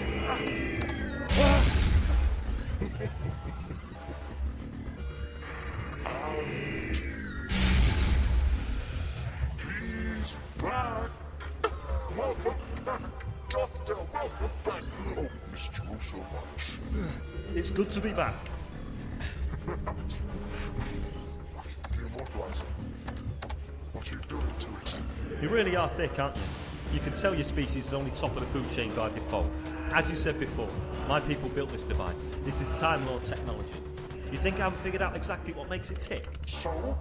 What are you going to do with it? What I knew I had to do the moment I saw it lying in the snow was sending it back into hell where it belongs. It's already locked on. Oh, no, Doctor, this is meaningless.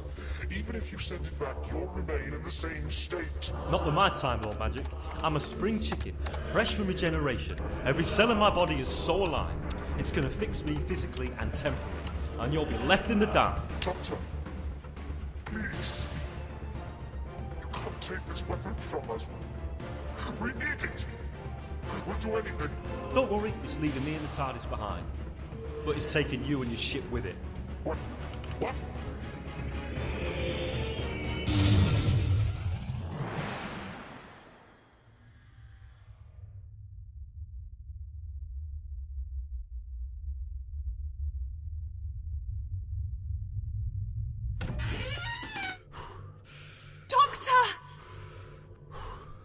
That was lucky.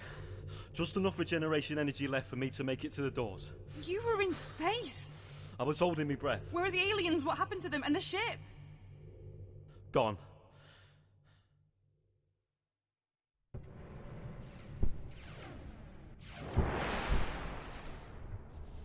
What is this? Are we... What's happened? Shire, where are we? Oh, this is it! We're here! The Time War! Oh, thank you, Doctor.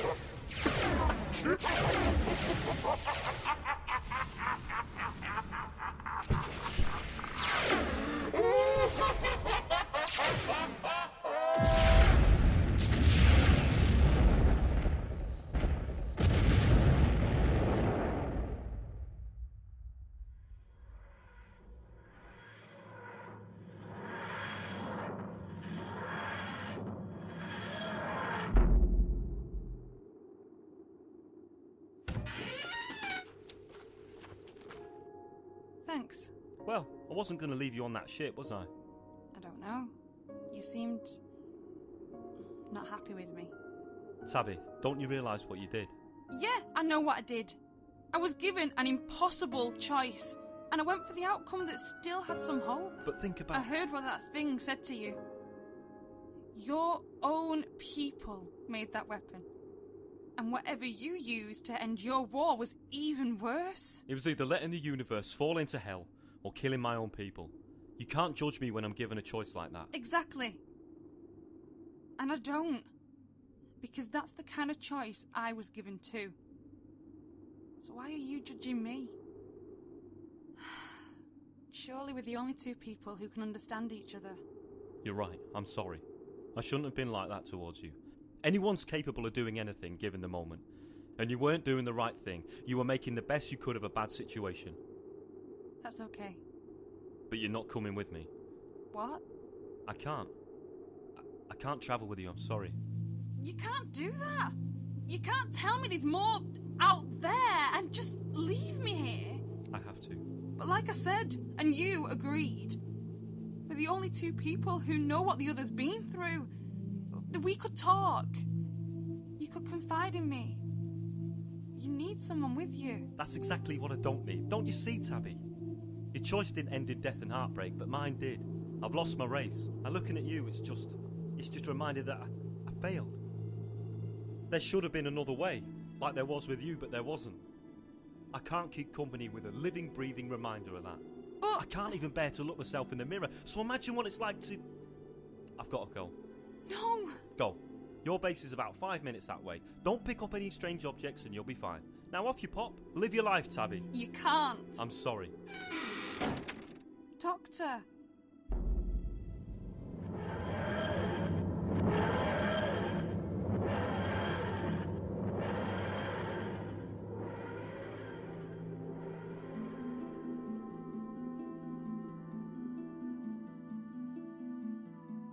I don't know who I am anymore, really. Maybe I never did. In eternity, a conflict is over, emptying half the universe as it went, and now I'm left alone, a soldier on leave. I can't pretend to know everything, and I can't play the hero. All I can do is keep moving, help out where I can, and see what's left of what I've saved. The truth is, I'm just a traveller, passing through, just as I was when I began. It's time to be the Doctor again.